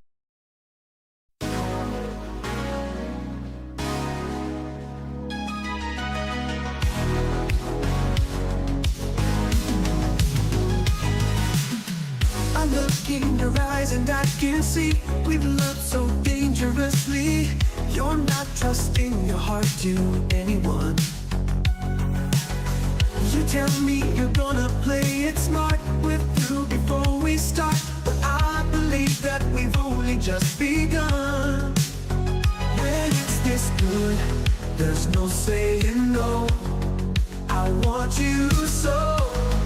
I'm ready to go through the fire, to the limit, to the wall, for a chance to be with you. I'd gladly risk it all. I'd gladly risk it all. Through the fire, through whatever come what may, for a chance at loving you. I'd take it all the way, right down to the wire, even through the fire. I know you're afraid of what you feel. You still need time to heal, and I can help if you'll only let me try. You touched me and something in me knew what I could have with you. Now I'm not ready to kiss that dream goodbye. When it's this sweet, there's no saying no. I need you so. I'm ready to go through the fire, to the limit, to the wall, for a chance to be with you. I'd gladly risk it all. I'd gladly risk it all. Through the fire, through whatever come what may, for a chance at loving you. I'd take it all the way, right down to the wire, even through the fire, through the test of time. Through the fire, to the limit, to the wall, for the chance to be with you. I'd gladly risk it all. Through the fire, through whatever come what may, for a chance at loving you. I'd gladly risk it all the way, right down to the wire, even through the fire, to the wire, to the limit, through the fire, through whatever, through whatever, through the fire, through whatever, through the fire, through whatever. I look in your eyes and I can see we've loved so dangerously. You're not trusting your heart to anyone. You touched me and something in me knew what I could have with you. Now I'm not ready to kiss that dream goodbye. When it's this sweet, there's no saying no. I need you so. I'm ready to go through the fire, to the limit, to the wall, for a chance to be with you.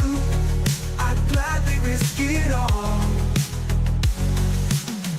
I know you're afraid of what you feel. You still need time to heal, and I can help if you'll only let me try. You touched me and something in me knew what I could have with you. Now I'm not ready to kiss that dream goodbye.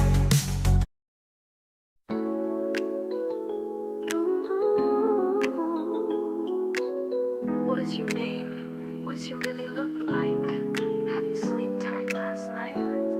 What's really in your dreams? Can you answer me these simple questions with your song with perfect rhythm and rhyme? Like the songs I've been trying to describe my hearts, my feelings on and on, with my limited knowledge of music, just to say hello, how are you, girl? The one who said you love me and make me believe that we are one of a kind. Even no single information to support it. Just a feeling that really, really real in my heart at this moment, that it faded away many times and always came back the next days. I'm so tired of these situations, that the whole world knows what is my decision, and let them decide in me and my music, that it's not even counted as a music. Just a simple message from a heart to heart, not even being art, since it should be very, very personal.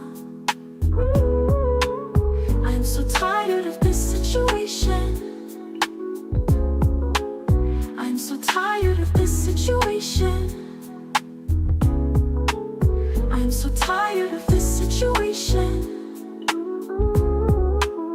I may need to make another decision.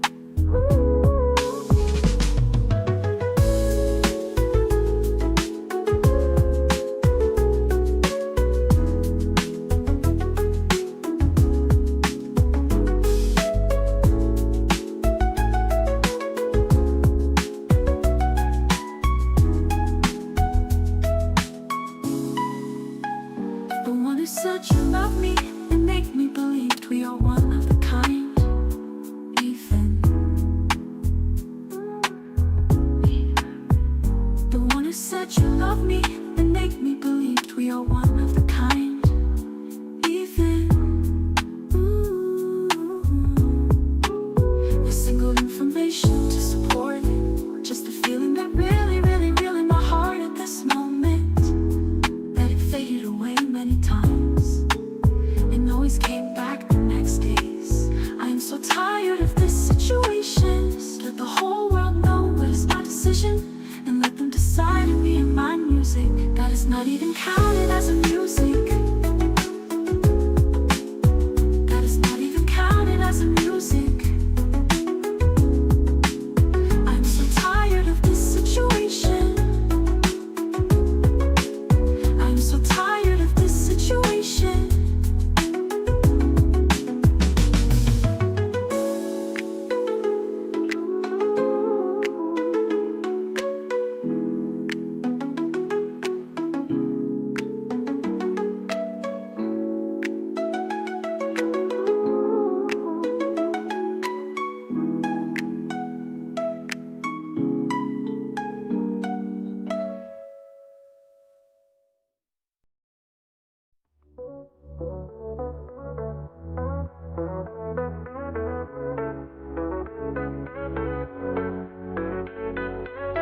I saw you, girl, last night under the disco light. Your eyes met mine, felt so right. Heartbeats like a drum. We danced until the dawn in your arms. I can't stay calm. I want you. I need you. Can't you see it's true? I want you. No words need to be spoken. Your smile is my token. In this moment, we are unbroken. Dancing feet, rhythm sweet, love's the beat, feel the heat. I want you. I need you. Can't you see it's true? I want you.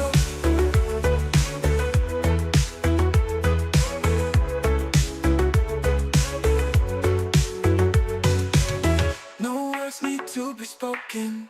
Your smile is my token. In this moment, we are unbroken. Dancing free, rhythm sweet, love's the beat, feel the heat. I want you. I need you. I need you. Can't you see it's true? I want you. Can't you see?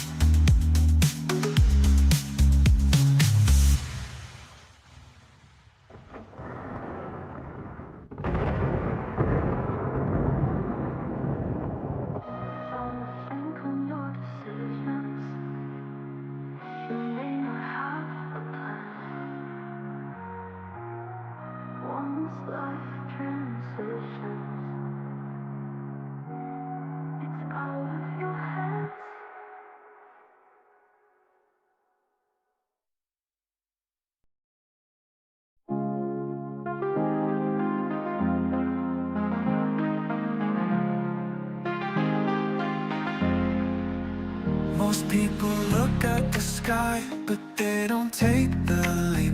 They have all the power, all the talent, but they stay where they sleep. Fear keeps them grounded in the safety they've known. So many dreams, so many songs that die all alone. In the graveyard are dreams, but never had a chance. Books that were never written in life's final dance. Ideas never born because fear was too strong. But now they're gone and the world misses their song. So dare to step out from your comfort zone. Show the world your dreams, don't let them go unknown. For life is too short to keep holding back. Don't let the coward inside you keep your dreams on track.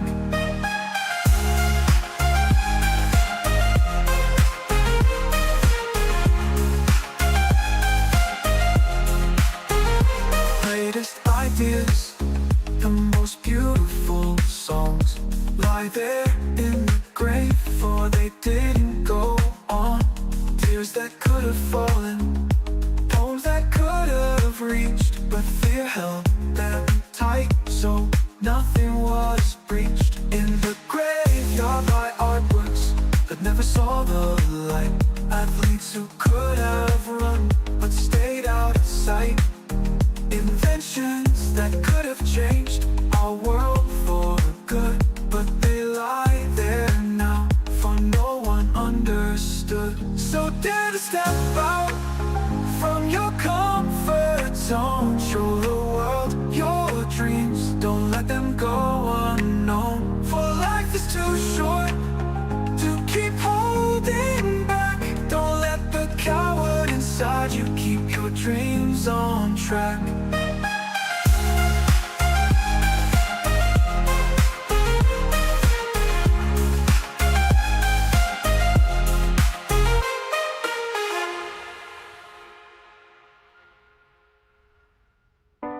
The greatest step out from your comfort zone. Show the world your dreams, don't let them go unknown. For life is too short to keep holding back. Don't let the coward inside you keep your dreams on track.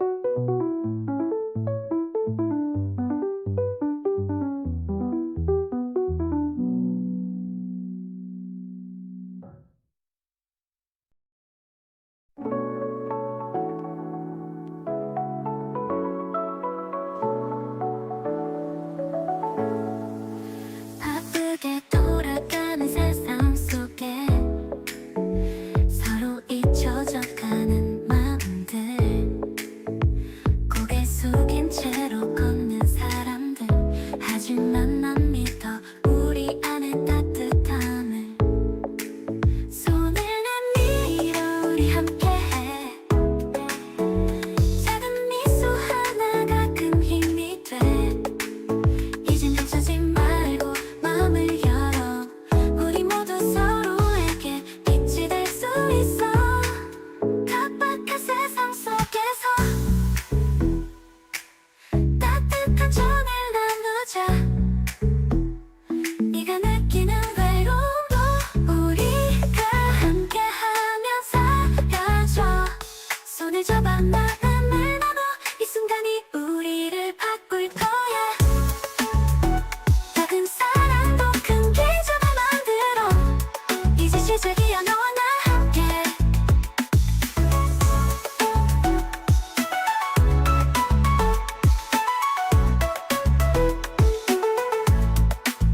차가운 말들 속에 숨겨진 누군가의 눈물과 상처들.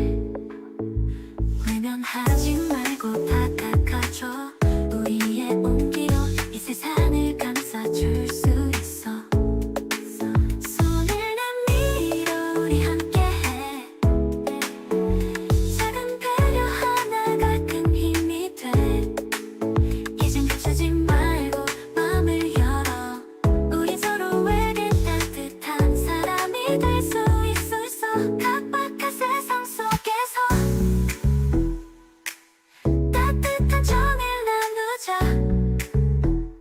네가 느끼는 외로움도 우리가 함께하면 사라져. 손을 잡아 마음을 나눠. 이 순간이 우리를 바꿀 거야. 작은 사랑도 큰 기적을 만들어. 이제 시작이야. 너와 나 함께. 힘들다면 내 어깨에 기대. 너 혼자가 아냐. 우린 같은 길을 걸어.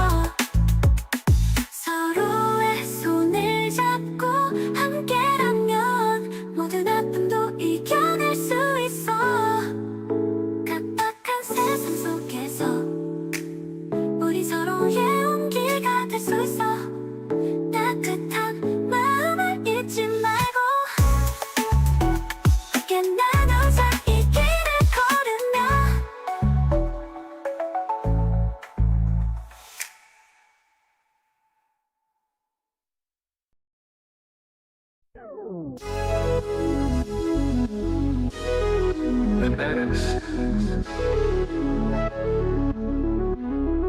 Genetics.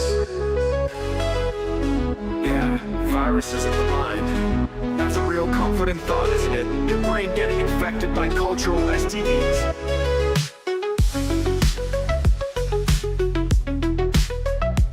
Genetics.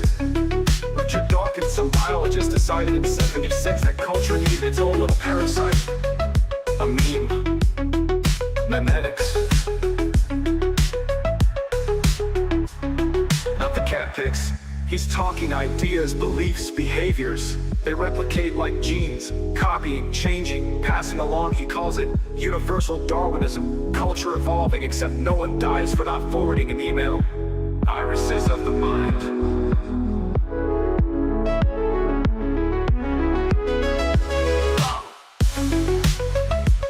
Not the cat pics.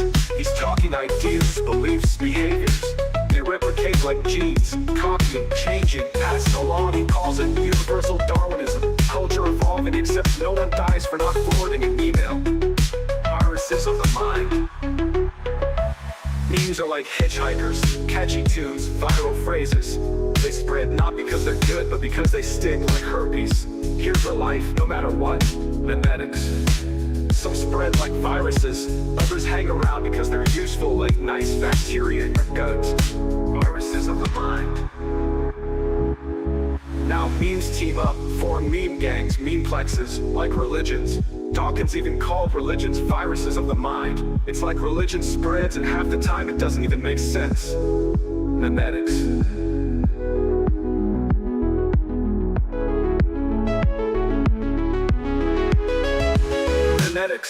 Memetics doesn't care if it's true or necessary. Beliefs, rules, rituals, they survive because they know how to stick around. Viruses of the mind. Some say memes are like viruses, others like genes. But no, Robert Andrew says memes are benign parasites. Cute little brain slugs making you hum Baby Shark for 6 months. Memetics. In the end, even it shows that ideas compete to get in your skull. It's not survival of the fittest, it's survival of the catches. Viruses of the mind. Yeah, viruses of the mind. My people. Genetics. Hope you brought brain sanitizer. Viruses of the mind. Viruses of the mind. Genetics. Memetics.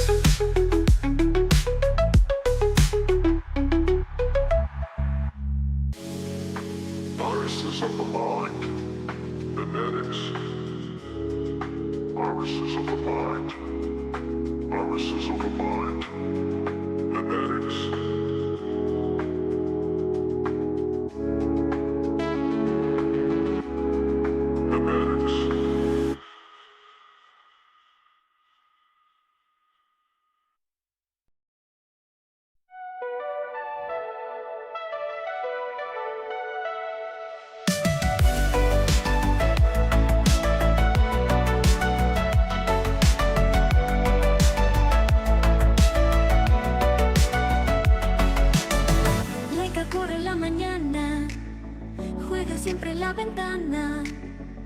salta alta sin razón, llena el aire de emoción.